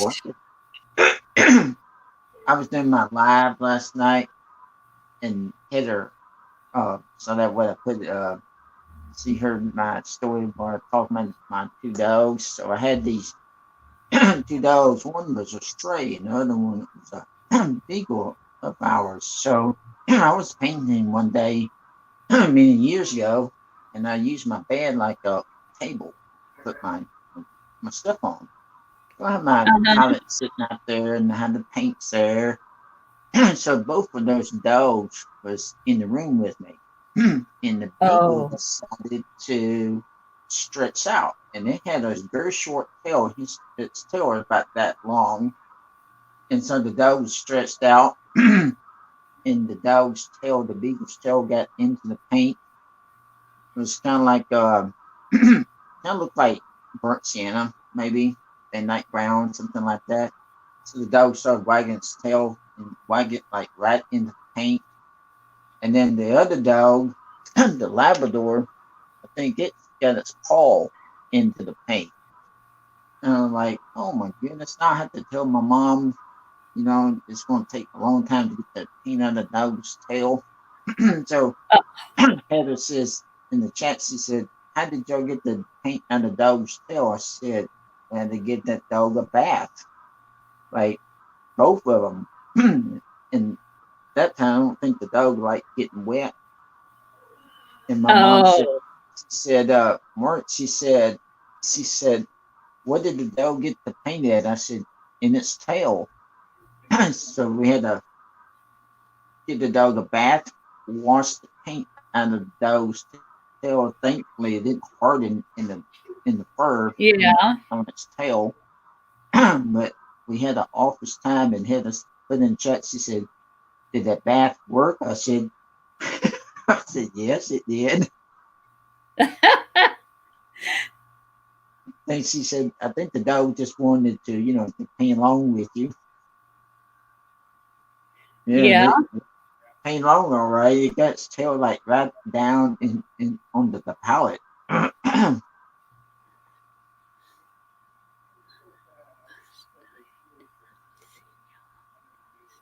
Okay. See you later, Kelly. And yes, I say that one too, Tiger Dragon. Dag nabbit. Hello, Storm by Face and Pink. Nice to see you both. Storm by Face came in my chat last night. Yeah. And if anyone would like to come up in my chat with us, I mean, in my panel, that's the word I'm looking for. I have pinned the link, so that is where you will find it.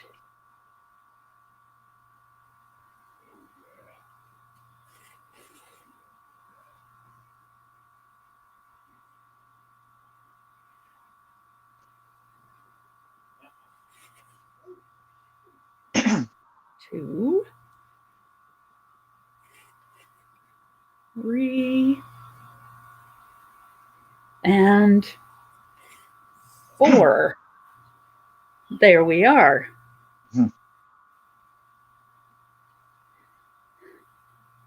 I don't know why. I always like to take out the same amount each time.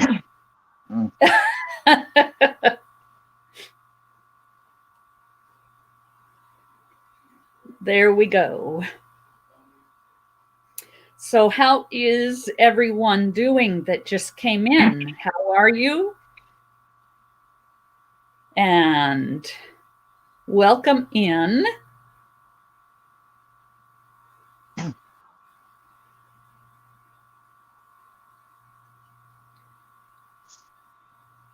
Storm by Faith says hi to you, Mark.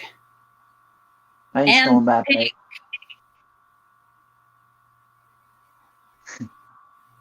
I seriously need to get a yarn winder.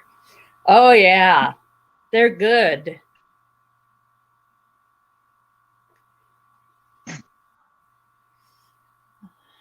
Definitely.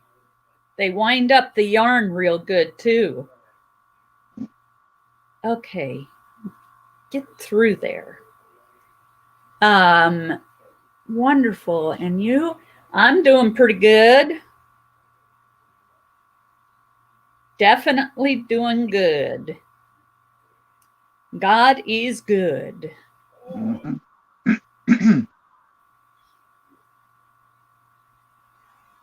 And Pink Motivation, I did go back and watch the video from the beginning. I got up too late to watch with everybody.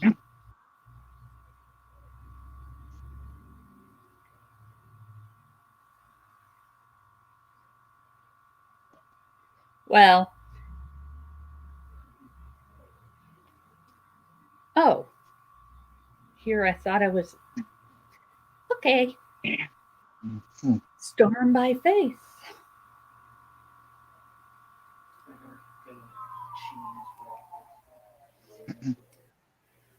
And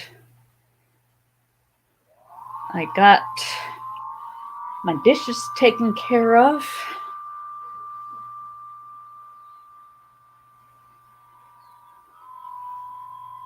I started doing a lot better at keeping up with the dishes.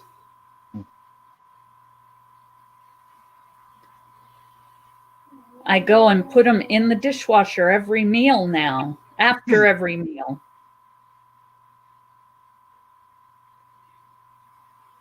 Instead of waiting until the end of the day and then being overwhelmed by what I see in the sink.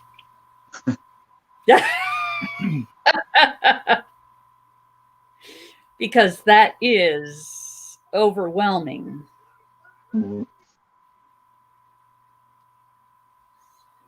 What am I making? I am making a blanket, and I am going to give it to my husband on his birthday, which is in May.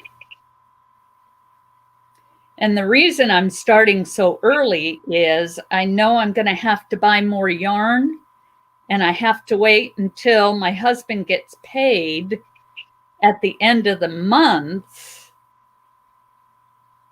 before I can go and get more yarn. So, yeah.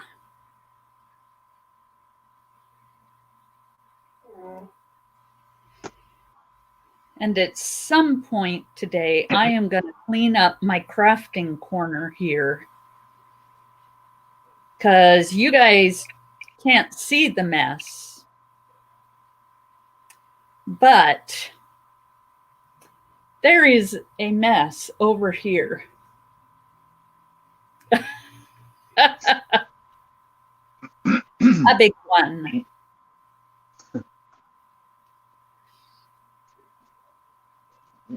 But I've also got to make 2 videos and finish my live.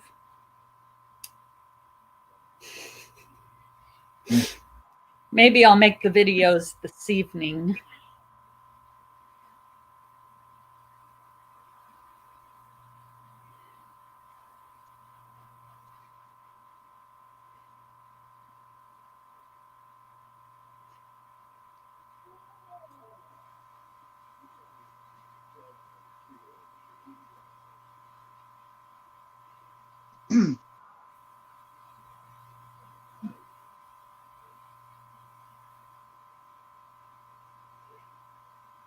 And I'm using the stitch that I'm using because, I mean, the little teeny holes between the stitches are little teeny, and he won't say too much about it.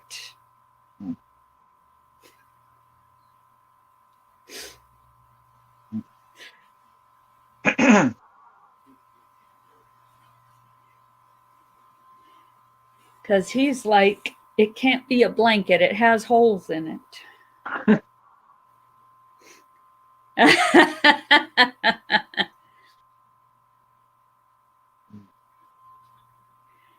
It has holes in it. I don't know about him. Sometimes.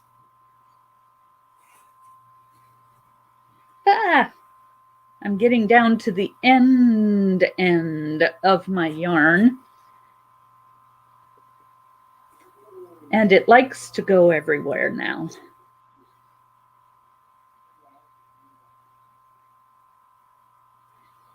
Let's see, what y'all doing today? I am crocheting while I'm doing this live, making a blanket, pink.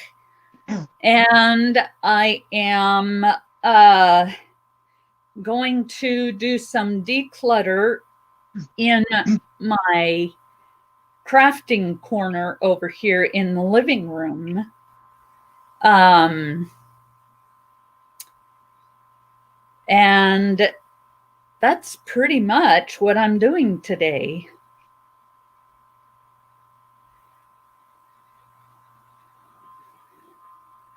Holy blanket, Batman. Oh, yes, that's a good one.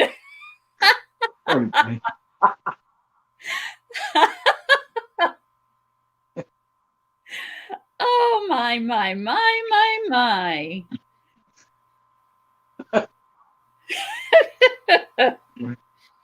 I got messed up again. Oh, your blanket. Oh, holy blanket, Batman.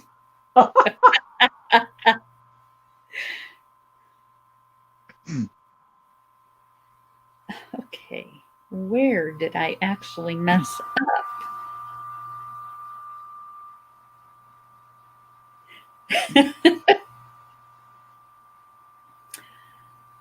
um,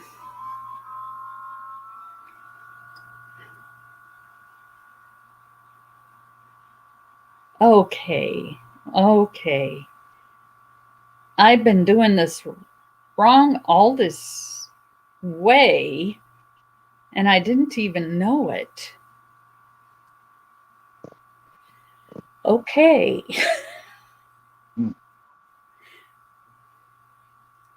Sometimes. Okay. There we go. Now.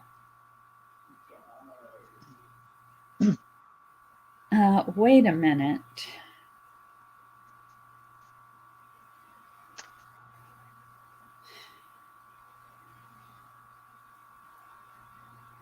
Oh, I've got to take a lot out. A lot.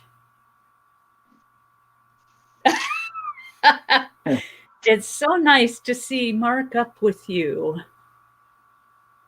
Ah, yeah. Kind of cool.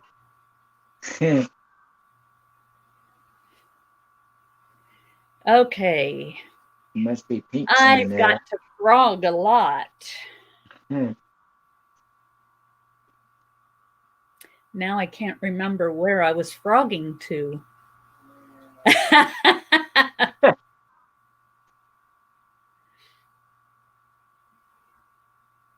But it's where I put 2 double crochets together. There it is. And I wasn't supposed to do 2 double crochets. Not at all.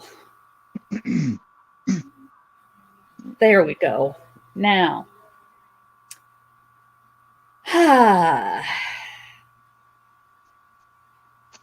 And it's backwards there too. What in heaven's name?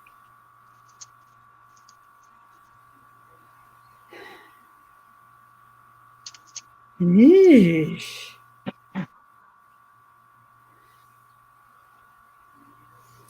Okay, where did I mess up? Like right here at the beginning of this row, maybe. Yes.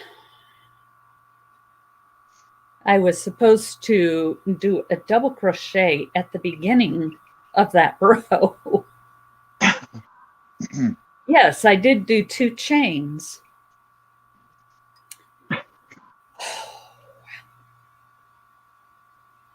I got messed up.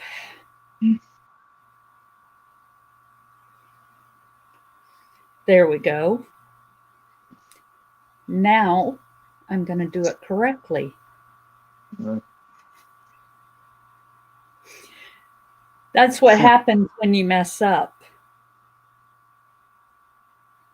Same thing with me when I'm trying to do a painting. Same thing happens to me like that when I'm working on painting. Definitely does. I'm still laughing at that what in the ham sandwich deal. I don't know what that was so funny. You said it. What in the ham sandwich? I was like, getting crochet said that, it made me laugh.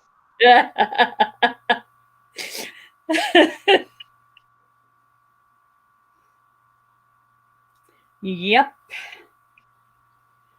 You just got to find different ways of expressing yourself to keep yourself from saying stuff you don't want to say. Right.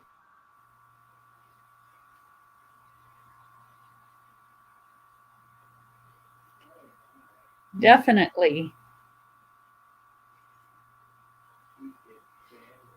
And I seem to be doing my stitches looser and looser.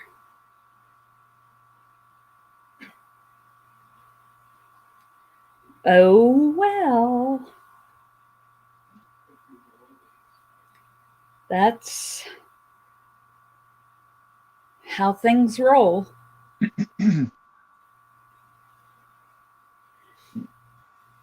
I changed my name, my channel name. It used to be Crochet and Create by Grandma J Bug. But then I saw this, Dream, Create, Inspire. And I'm like, that's what I'm all about. Yeah. So I changed my name to Dream, Create, Inspire by Grandma J Bug. And I also made one of those. Dream, Create, Inspire.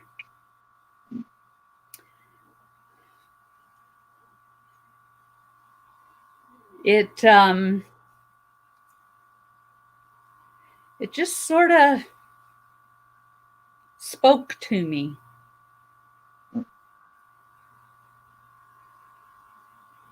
And even though my word for this year is joy, I'm going to add 3 words to that: dream, create, and inspire. Because I have a dream and I love to create things. And, you know, when you're creating things and when you're doing things, you're inspiring people. Mm-hmm. So,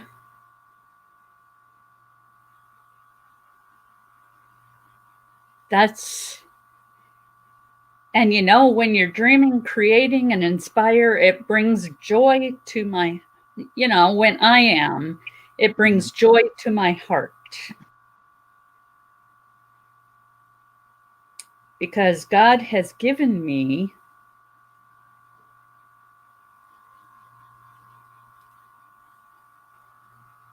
the ability to do the things that I'm doing with the crochet and such, and with the crafts that I do and all of that. Definitely.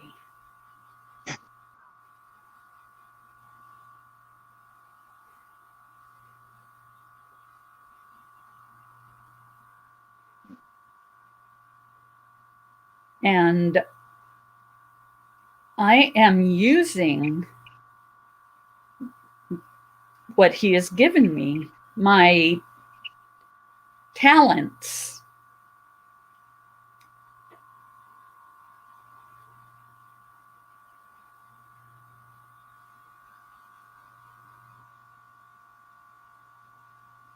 And this is getting big.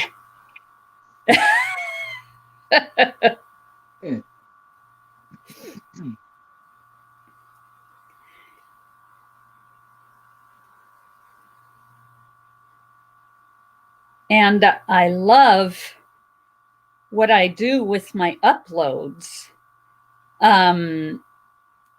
Reading from the Bible and reading from a devotional 2 days a week, and then reading from books the other 2 days.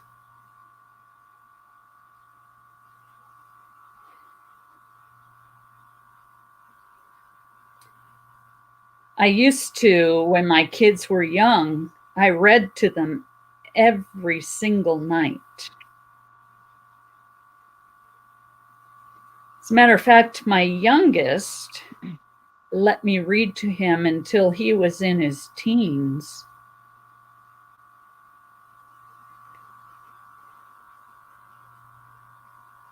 And I so enjoyed that. And now I can read to everybody out in YouTube land.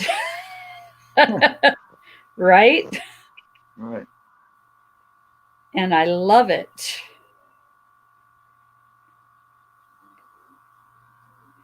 Since I can't do it with kids anymore, I would read them a chapter of the Bible, and then I would read them a chapter out of a chapter book.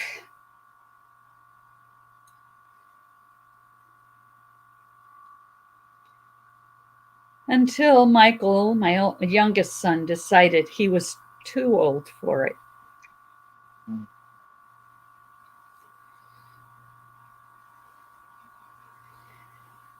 But yeah.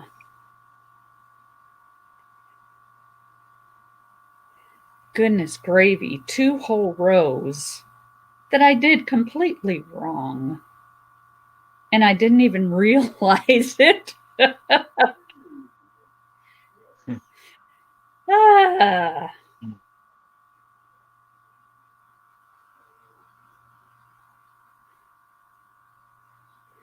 So are you going to work on another painting?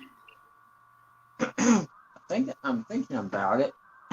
Well, I started to prime my canvas, and then I'm working on the mountain, but I'm thinking about doing another live. Uh-huh. Hoping this time I don't fly off the stool. Ah, yeah. You don't want to do that. Oh, no, I don't. Once was just enough for me. Yes. Once is enough for anybody. Definitely.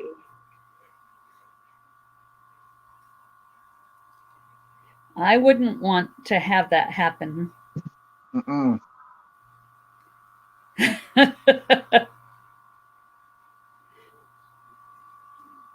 I was on Kelly's Crocheting Adventures, I think, last night, and somebody on her stream called me baby Bob Ross. So that's like Bob Ross.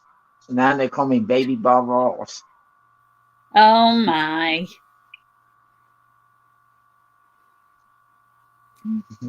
Nope. Everybody has their own style. Yours may be similar to his. Right. But yeah, everybody has their own style of painting. Everybody's different. I mean,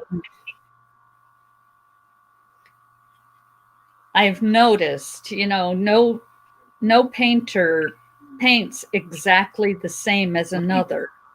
No, well, that's true. We're all different. Right.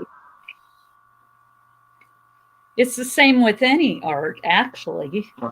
I mean, nobody can do it exactly the same as another person.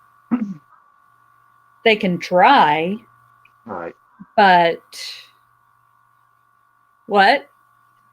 Right. I mean, I was agreeing with you about that. Oh. About the painting stuff. Yeah. I think it's even the same with like crocheting and knitting. Nobody crochets and knits exactly the same as somebody else. And their projects don't look exactly the same.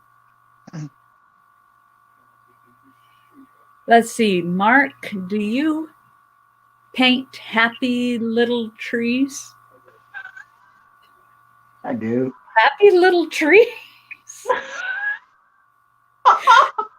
Do you put happy faces on your trees? Well, I don't put like what yellow circles when those happy faces on there. Yeah, I probably would paint little happy trees.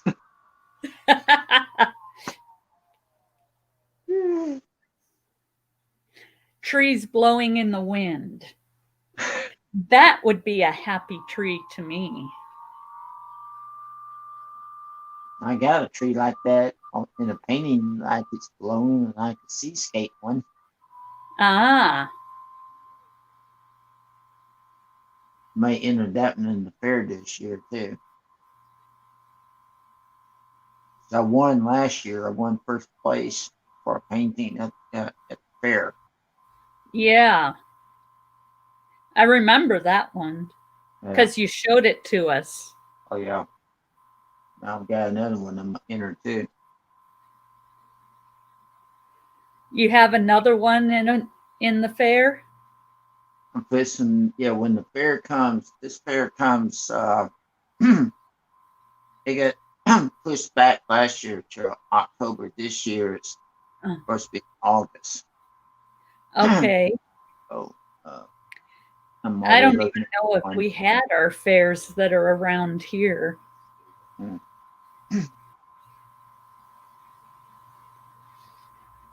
Yeah. I told Pete, I think I was told down when her lives, or put it on my live, but I not only did I win that, first place last year, but I also won a pig race. A I was what? watching pig racing, Oh. pig racings at the fair, and they had these pigs that race around the track, and so number 4, they kind of put the numbers to these pigs racing them, and so me and my sister were sitting, but they split us up, like they didn't let us all sit together. So me and her were sitting on one side, and there was like 5 to 6 other people sitting on the other side. And so it was time for the pig races. So I had my mask on, with both our masks on. And so the pigs started racing, and number 4 came in first place, and I won. And this man said, "Hey," he said, "Go over there and get that fella over there in those red shirt, blue overalls, give him his pig snout." So they gave me this rubber pig snout. She puts it over my mask, and I'm standing up there a little bit nervous. I'm like, "Is this going to fit over my mask?" He said, "Oh yes." He said, "It'll fit over your mask." He puts a rubber snout over my, over my Oh. and gave me Oreo cookies. And so he said, everybody likes a good looking man with a pig snout on his nose. I'm like, "Oh, great." Yeah, thanks for that nice compliment. I really appreciate that. But when I went I told my sister-in-law, and I said, "I'm not wearing this pig snout when I go in that building where my painting is. I'm gonna take this pig snout off so I can do the video." But I didn't wear that pig snout rest of the fair. But I did play some games out there at the fair though. Yeah. I always tried to play the balloon darts at the fair. Balloon darts is something that I can, I like to do, and I can win, a lot of times playing the balloon darts. And it's a little bit different last year.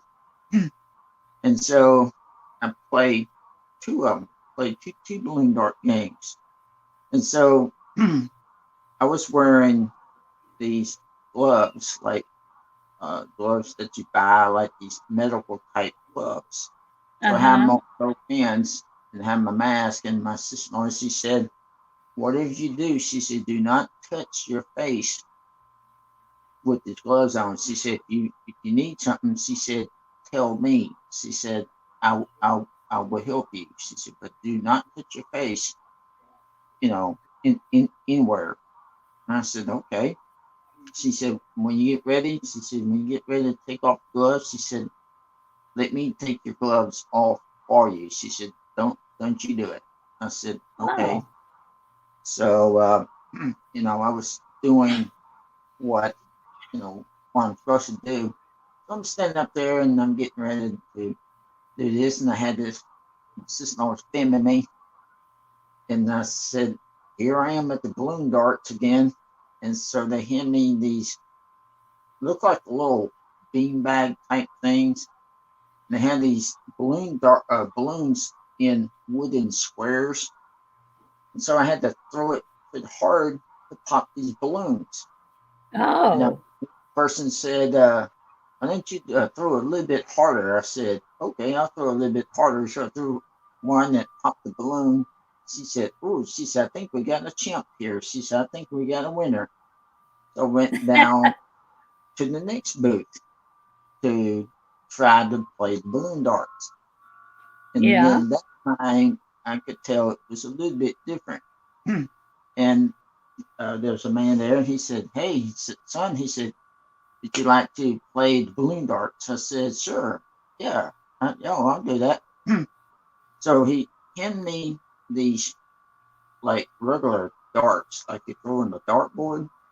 Uh-huh. So it's me and him there, and my sister-in-law was filming me, and I looked down at the darts, and I could tell they was bent, like the tip of them. Oh. They was bent just a little bit. And I started thinking up in my head, I'm like, I've seen this before where they do that kind of stuff, where they bend them, Uh-huh. they bend them and what like that. And so I started throwing them, and then didn't hit the balloon. Something, yeah, that's because they bent those, or deliberately. So I didn't say nothing to the guy. I didn't want to, cause a scene. So, I said I was down at the other person's booth, and I was doing real good at that one. I said I was trying to look for that person at the other booth. I said, but I didn't see him. And the guy said, "Would you like to try again, son?" I said, "Yeah, I guess so." So I tried to do it again, but I couldn't hit anything. So I pulled my sister Oh. off the side. I said, I know exactly why I couldn't do it. She said, why? I said, because those darts are bent. I said, so my sister-in-law was agreeing. She said, yes. She said, they bend that stuff. So I think they did it deliberately. So they kind of have them bent just a little bit. Oh. And then, I didn't ride anything. I won't ride stuff, but I couldn't. I think I guess I didn't want to get on a ride. And then, somebody, whatever, uh, couldn't go in the glass house, wanted to. I had to see the Oh. guy writing it down and everything, like, I thought up my head to get it, I'll pin it, but that's about all I'll do. Yeah. I didn't see anybody riding anything much. Yeah. Just didn't want to. That's too bad that they do stuff like that. Yes, Bending the darts. it looked like, I think I read that somewhere or seen it somewhere. But they also did it with the basketball thing. It looked like they bend the hoops just a little bit. I guess Oh. it can't throw. You can Geez. throw it doesn't go into the hoop. But I want to say I read that somewhere or seen it somewhere, and they said something about I think they kind of jip people, like the Bears or whatever. Like, man, that's That's really too bad. it is bad. I don't want to argue with the guy. I'm like, I'm not going to stand here and argue. That's not me. I'm not going to stand Right. and argue. And, I was want to do what my sister always told me to do. This use good wisdom, and not Right. stand in or argue with somebody. Right. I just enjoy myself, just walk around at the fair, and Uh-huh. a couple times I've been out there. It's been real hot, and I've been out there, and this fair is usually in August, and I remember a couple times I've been out there and I get overheated because it's so hot, and I'm wearing Oh, shorts, and they smell all that stuff at the fair and all that good smelling stuff. And I come yeah. around there and they have these Italian sausages, and I'm standing up there, and I'm like, man, I'm so hot, and I could smell that sausage on that greasy stuff. I'm like, oh man, I thought, man, I like to Oh, get away. I like to get away from this spot if I can. That yeah. greasy stuff does not smell very good. I'm sure. Oh, it's Definitely. a raunchy smell. And then Huh? my sister-in-law got real bang out of me because we was filming, and I thought, well, maybe I can use a run out of paints or whatever. I can put this kind of stuff on till I get some more. And so that same year they had a spook house. And me, I'm Uh, not the one. I'm not the one. I like to go in spook houses. So right. they had a spook house, and I thought I was seeing a person standing up there, like a regular person. So we was walking along, just walking around along, and get a little bit closer. I'm like, is that a person standing there, just dressed up, or what is that? And then my sister-in-law said, she said, would you like to film it, and you can talk to the viewers? So I said, yeah, I can do that. Well, I had my back turned and didn't realize it was a mechanical It was a deal. what? Mechanical, like um, Oh, like it's. I'm not saying it's like remote control, but it's, uh, how are they how they it use it? moves. That's like a mechanical figure or whatever. And I'm like, oh my, that. And I play it back. I'm like, oh man, I hope that thing don't bend down and touch me on the back because they can really scare the mess out of me. But I played it back, and I didn't have a microphone attached to my clothes. A lot of times I have a microphone attached to my clothes, Yeah. and I didn't have one attached to it at the time. So I'm like, and I played back that I looked at it, I'm like, woo-wee. I thought that I turned around and my sister-in-law got a bang at me. I said, man, I said, she needs a makeup job done to her. She looks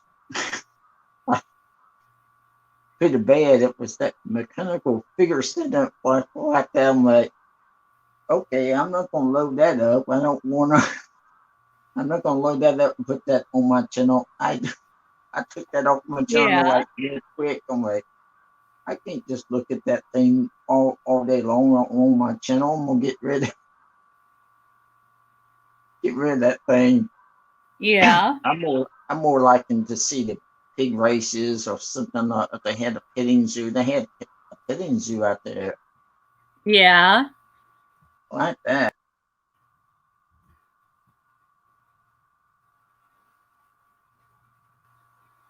And then I rode on a train last year, though. That was a lot of fun. Oh. So rode on the Polar Express train that they have, and it was a lot of fun. I went with some friends of mine. We had a fun time, and it's like right at Christmas time, and you can now you picture there's Santa Claus there. I'm like, hey, I'm gonna just go there and just talk to the guy, and just make this conversation. I said, And so I was standing in line, told my sister-in-law, I said, hey, I said, doesn't bother me. I said, I'm not too old for Santa. So I went walk over there, and it was my turn up next. Santa says, hello there, young feller. I said, hello, sir. So I thought, man, I'm not going to sit on this guy's lap. So I just shook his hand, and he said, I said, Santa, I said, I have to tell you about something. He says, what do you want to tell me? I said, sure. I said, God loves you. He said, oh, thank you so much. He said, I really appreciate it. He said, he loves you too. I said, that's really good.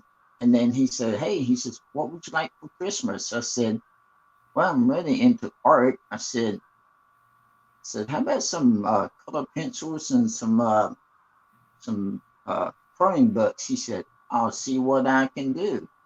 And he shook my hand, and then I went on, but I saw a reindeer, a live reindeer. Uh-huh. At this place, and they call them Rudolph, the red-nosed reindeer, and they had them like in a pen.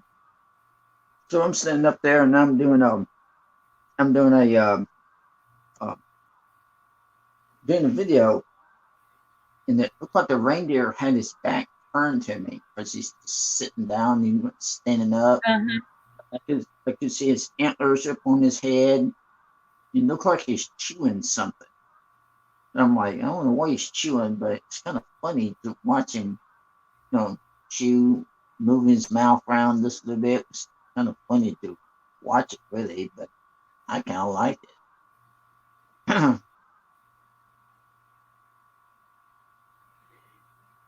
Very interesting to see a reindeer at the. I've been enjoying riding on that train. It's like Yeah. the old passenger train. It was mostly inside. You don't have to worry about, if it's cold or too hot. You don't have to worry about, because you're sitting on the inside. And the seats were like old passenger train type seats and everything. So Uh-huh. I always thought about, I wish I could have sit up in the front with the engineer. And then I had on overalls, and Senator looked at mine. He looked at me and he said, hey, young fella. I said, yes, Senator. He says, are you going to help to drive the train? I said, no. I said, I don't think so. I said, they didn't ask me to sit there with the engineer and help to steer on the train. He said, well, you're dressed like that. He said, I thought you were going to help drive the train. I said, no, sir, I'm not. Not me. Oh. But I did fly an airplane, though, one time. Oh? And Pete Motivation knows about me flying an airplane before. It was when I worked at this small airport many years ago. Yeah. And my mom would take me and drop me off, and my boss would take me back home. So one day, my mom took me to the airport, and I told my mom, I said, I want to go up in the plane with a pilot. She said, I'll take you, son. So she took me, and so pilot says, hello there, sir. He said, what can I help you with? I said, I would love a pilot just to take me up. So I said, I love flying. I said, but I would love someone to take me up so I can enjoy it. He said, why don't you come with me? He said, I'll take you up. He said, I don't mind to take you up. If you want to go up, he said, I do not mind to take you up flying. So the next thing I know, he's showing me everything that has to do with a plane. Oh. He said, would you like to learn how to fly a plane? I said, yeah, I guess I could. He said, here's your start right here. He said, come on here for a minute. It's just like me and him. I was walking around and he's showing me different things before we could take off. You know, so many different stuff. Uh-huh. So then we get into the plane, we taxi to the runway. So as we taxi to the runway, he said, "Hey," he says, "let me get this plane up in the air, son." And he said, "Then we can, we can start having some fun." I said, "Okay." So we get up there, he takes the plane off the runway, and I get up in the air. And he said, "Hey," he said, "would you like to take over the controls?" Now I'm sitting there and I'm getting nervous. I said, "Want me to take over the controls?" He said, "Sure." He says, "Yeah." He said, "Take over the controls." He said, "I'm right here by your side, son." He said, "Just take over the controls." I grabbed a hold to that. It's from the yokes. But I grabbed a hold to it, and my hands started getting real sweaty. They started getting real, Oh. sweaty. And the plane started going higher. He said, "Hey," he says, "let me straighten that up." He said, I said, "Well, my hands are starting to turn sweaty." He said, "Yeah," he said, "that's what they all say." He said, "Here," he said, we can't go in higher." I said, "Okay." He said, "Would you like to help me land the airplane?" I thought, "Oh man," I thought I'd never done this before. So he said, "Hey," he said, "it's nothing to it, son." He said, "I'll help you out." We went down ways, make a bank turn, then come into the approach to the runway. He said, "You see those pedals down there?" I said, "Yes, sir." He said, "Put your feet onto the pedals, spread them out this little bit." He's kind of like you elevate the wings. He said, let the flaps down." And I'm sitting there, I'm like, "What's the flaps? I've never done this before." So he's trying to tell me how to do it. And so I was started to bring the plane in, and he said, "Hey," he said, "you're doing fine. You're doing fine." So I land the plane, and then he helps me kind of bring the plane to park it. He said, "Now, how you feel, young man?" I said, "I feel like I've been to flight school." He said, "Good." He said, "That's what we want you to feel like. You've been to flight school." So I don't know what on earth I had told, what my mom said that day.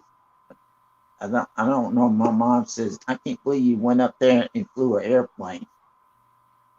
Wow. First Yep. time I told that to think, she said, "What?" I said, "Yes, ma'am, I did."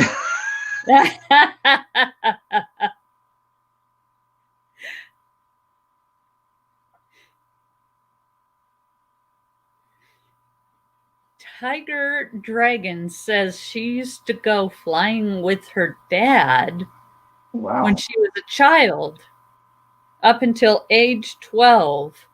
That is so cool. The only thing I've flown in is like those big airliners, Oh yeah. you know. Yep. I haven't been back up. The only things I'm trying to fly nowadays is just the remote control stuff.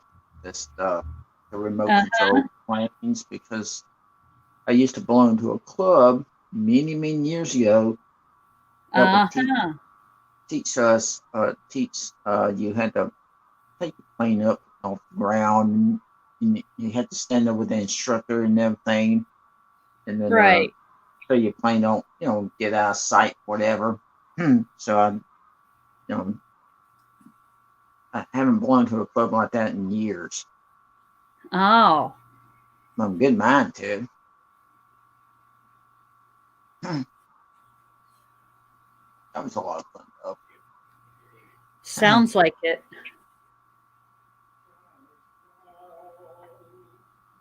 Okay, now Put it all back down. And continue on.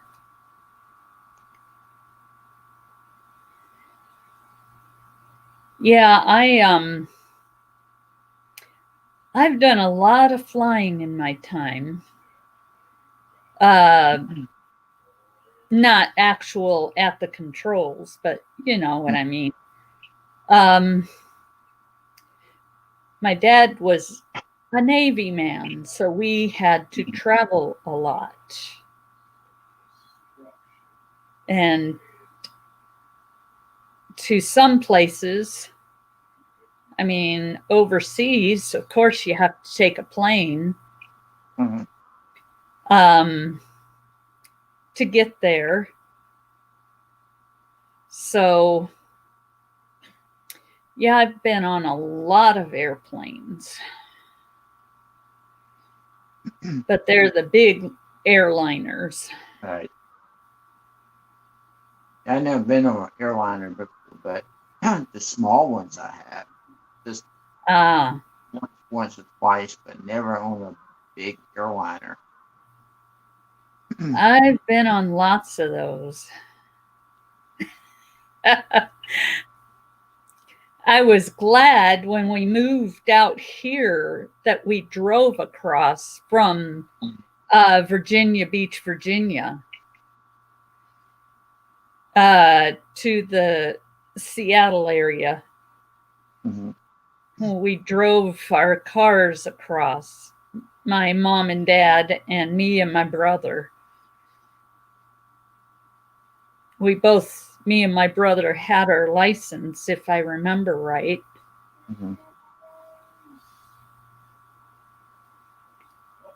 So we drove out here.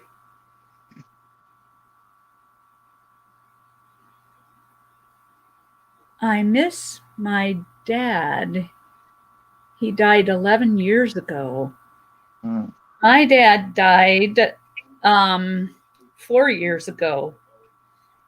And yeah, I miss him too. Yeah. He's up there flying with the angels. My dad passed away in 1979. My dad passed in 2016.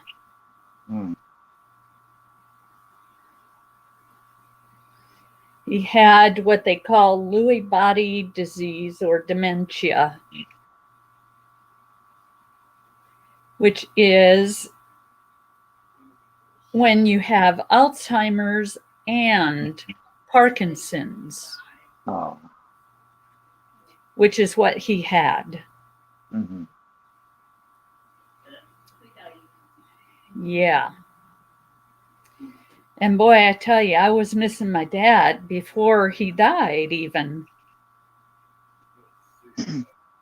Because with dementia, they become a different person.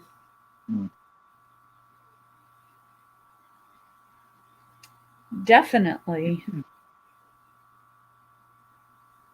I know how that feeling is because I miss my parents both of them. Yep. Miss my mom. My mom's still alive. So I still get to see her for a while until the Lord decides to take her home. But yeah.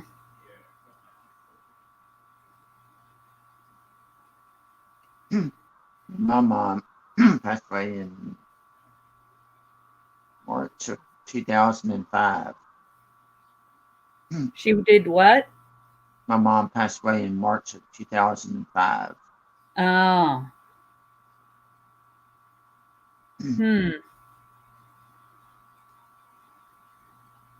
But she had ovarian cancer. Oh.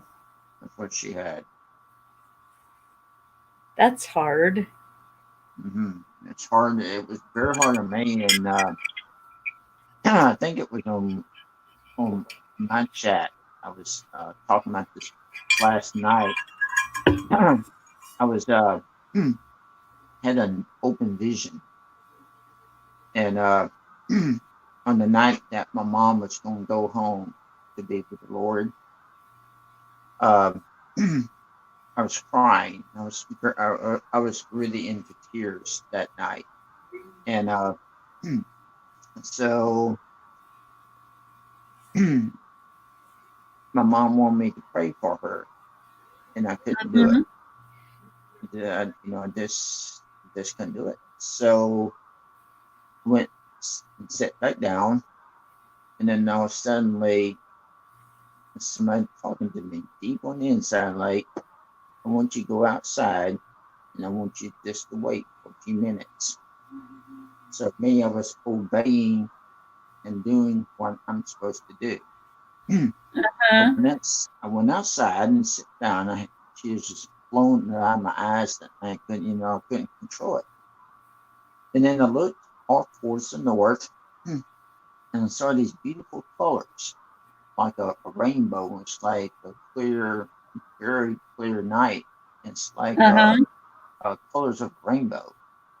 Like, wow, that's kind of strange. Here it is at night. How can I see a rainbow like that? And then all of a sudden, I started to kind of just change, and I start seeing not only colors, but I saw a city, and like this is Mm. like it what you see like in the movie, and it's kind of like that. And then I'm starting to see people in this deal, and these people are not like you and me. These people are like off in the distance. And so one minute I was crying, the next minute I was completely dry. And then when I saw this, I'm like, oh wow, this is pretty cool. I lost all track of time that night. I had no idea what time it was, no nothing. And it could went on for several hours when I'm Mm. seeing all this. It's just beautiful. And then I was watching it, and nothing on my body hurt me that night, not one thing. And so I was watching this, and so I was watching it. Then I started getting like somebody else talking to me, the same person, and it was like Jesus himself, and he's saying, "Hey," he said, "Son," he said, "this is what I wanted you to wait for." He said, "I wanted you to see this." He said, "My Father wanted you to see this," and it was real beautiful, real touching. And then Mhm. I would have after that, after she passed and everything, he spoke to me again. He said, "Son," he says, "I want you to tell my people exactly what you saw. I want you to spread the news. I want you to tell my people what you saw." And I told him, "Yes, yes, I'll do that." I would have Yeah. dreams. I would have dreams about what I saw that night. I would have dreams about seeing that again. I would have dreams uh, of just seeing that mostly. It was, Mhm. it was very touching. Um, I tried to tell somebody at my church one time about that, and then they broke down crying because it's so powerful. But when you tell somebody, it's very, very powerful stuff to tell. Yeah, It's very it is. interesting, very interesting to know. Definitely.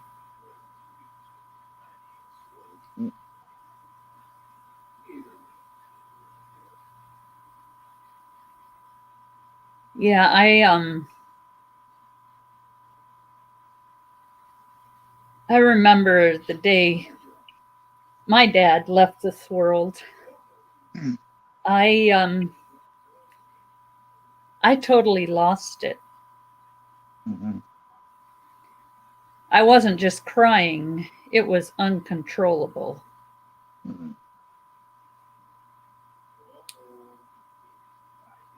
And I'm still embarrassed about it. Oh my. Because it's like, you know, I'm supposed to be comforting my mom and she's comforting me. Right. What's going on here? Yep. Yep. It's and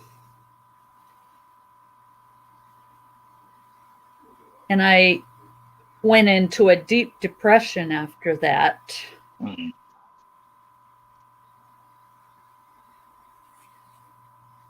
And it's taken me a while to come out of it.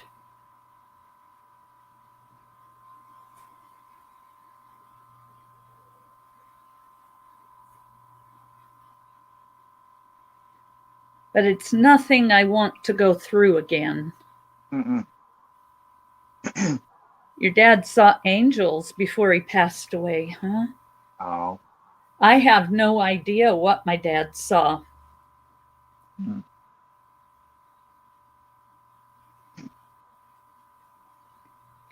I mean, he was in so much pain that they pretty much snowed him.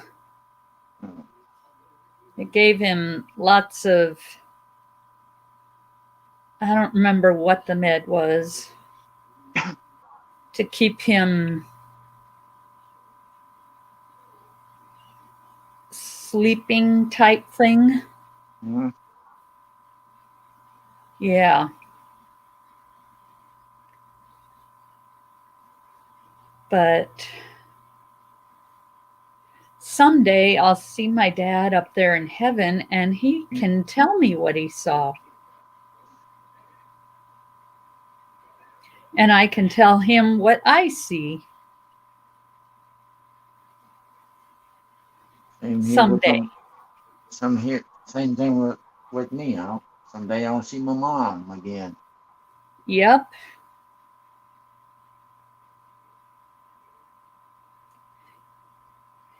And I'll get to see Jesus. Right. Me too. I'm looking forward to that. He said, "Don't be sad. The angels are here to take me." Oh, wow. Yeah. That's cool.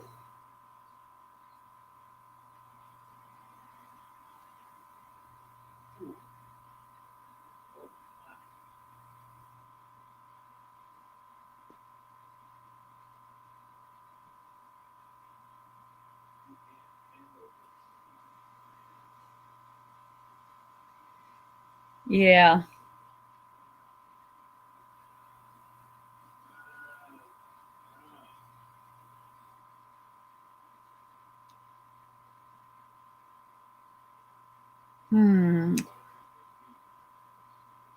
I miss my dad lots. Mm.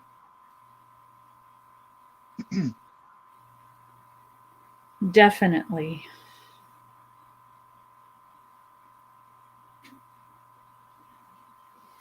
He was the one that I was most like.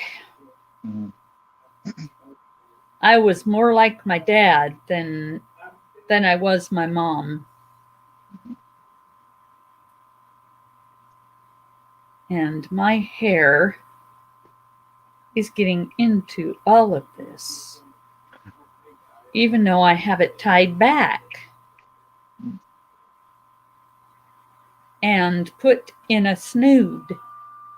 Mm. Then he closed his eyes and passed. Oh.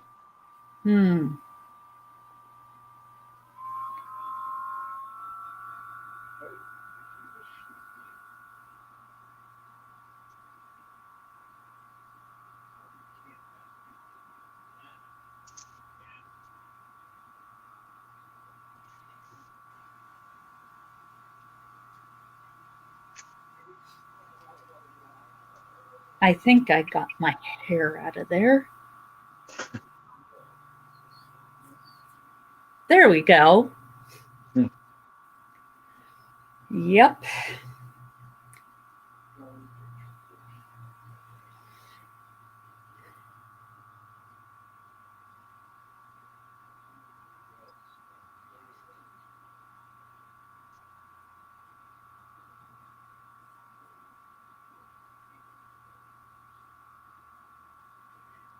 But one of these has more yarn in it than the other one does.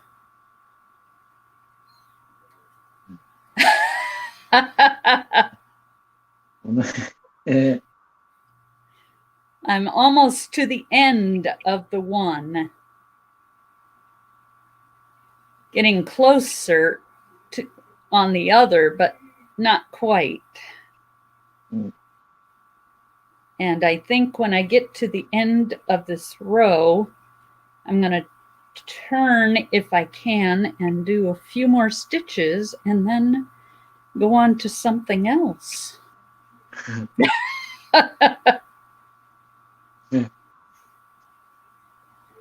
And I am extra hot. I wonder what my husband has the heat set on.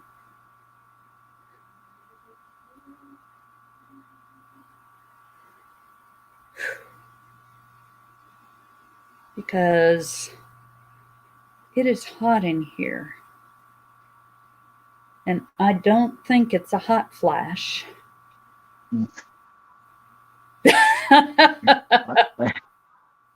Yes.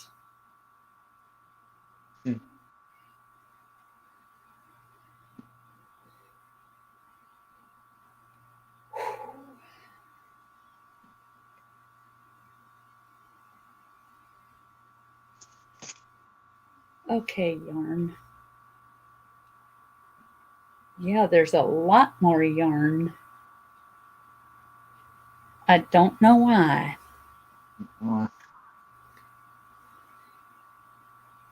They're all supposed to have 380 yards in them. And I made it to the end of the row. I'm going to chain 2 and do 1 stitch. I am untangling yarn regurgitation. Oh no, that is no fun. Definitely, because that's tangle. Tangle, tangle.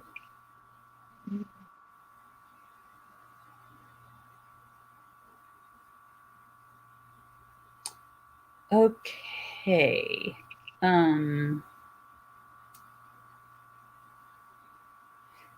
I think I will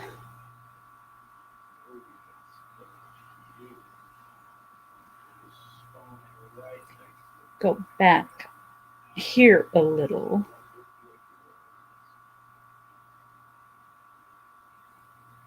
And I will change my yarn when the time comes right here, so I have a tail.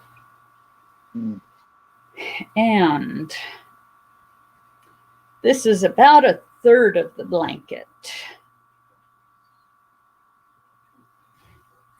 Definitely.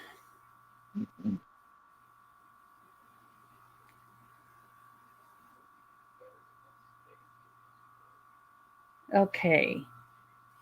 And now to fold it up.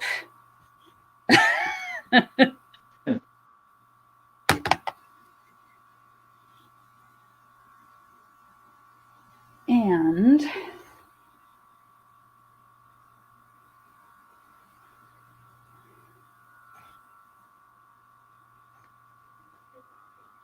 put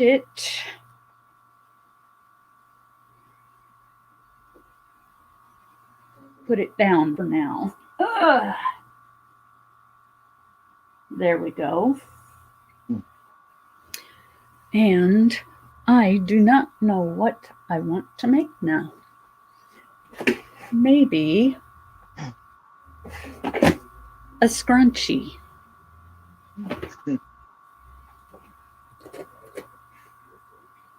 Using this yarn. And I want to pull it from the middle, not the outside. But, okay, that does go to the middle. And this one is from the outside. Got to get a different hook. That is why I want to get a yarn winder, so I can wind the amount of yarn I need for a project. Ah, yeah. Let's see, that's a 4-weight. What size do I want?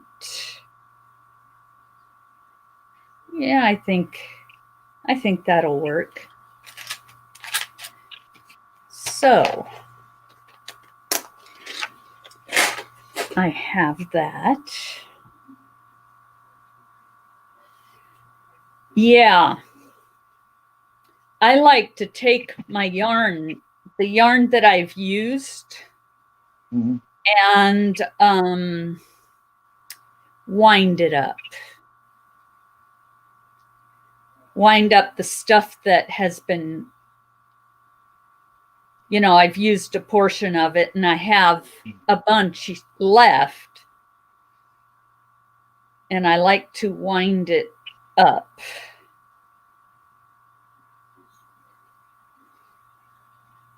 I don't know if I'm making any sense when I'm talking about that. But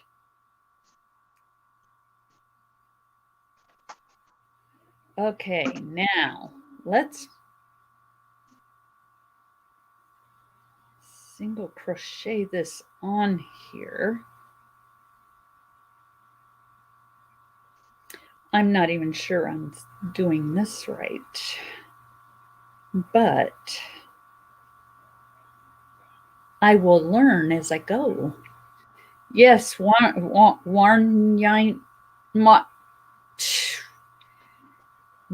yarn winders are great. Wow, that almost came out.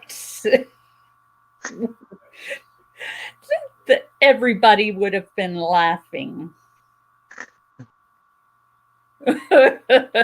Yarn yinders is what I just about said.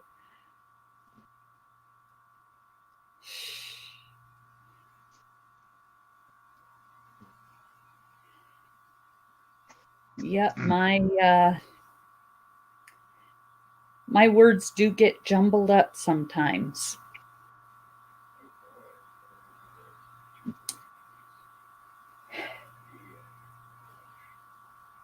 And yeah, I do love yarn winders. They are a total lifesaver sometimes.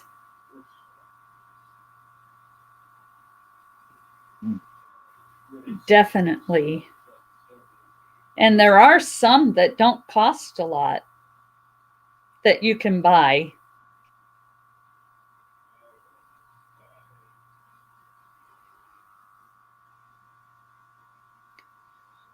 Definitely.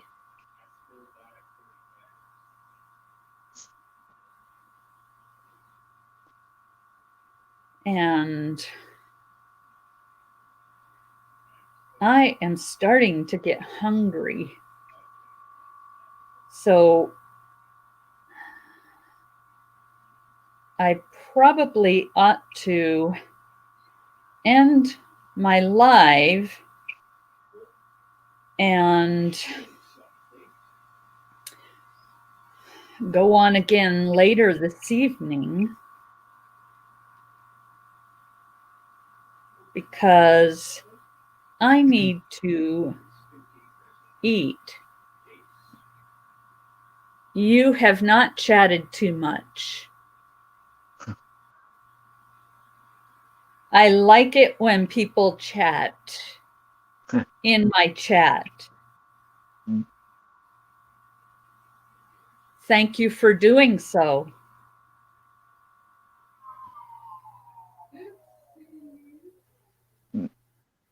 Okay. Okay.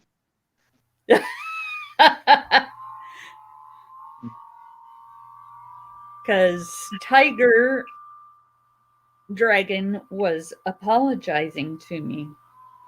Oh, I think you're talking to me. Oh, sorry. No, you didn't chat too much either. Okay. Okay.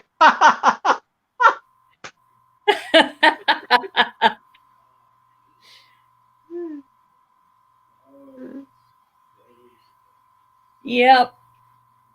You did just fine. Because I think everybody else was working on something, or they were up on my panel. So it was good to have someone chatting in the chat.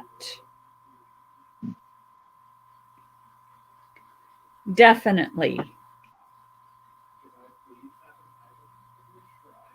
So thank you.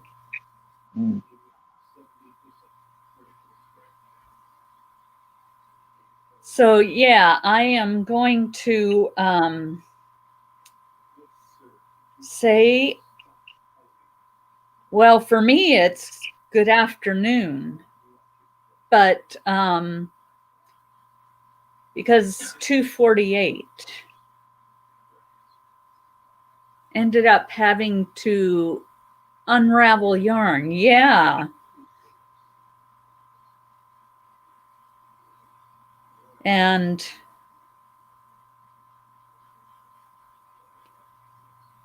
I'm hoping I don't have to unravel. No, I don't. Okay.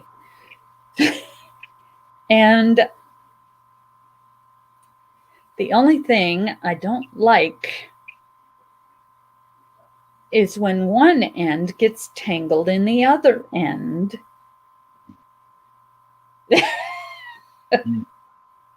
So I am going to have to put it under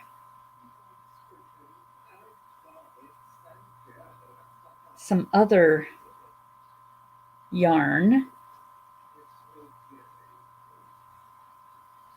There we go. So you are I'm 2 hours behind you, huh? So 2:49, 3:49, 4:49 for you.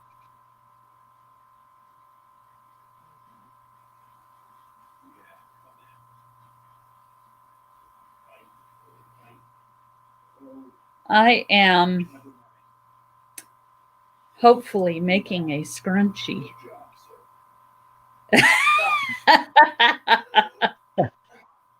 I've never made one before, and I'm just doing my own thing because that's how I am. I would rather make a pattern than follow one.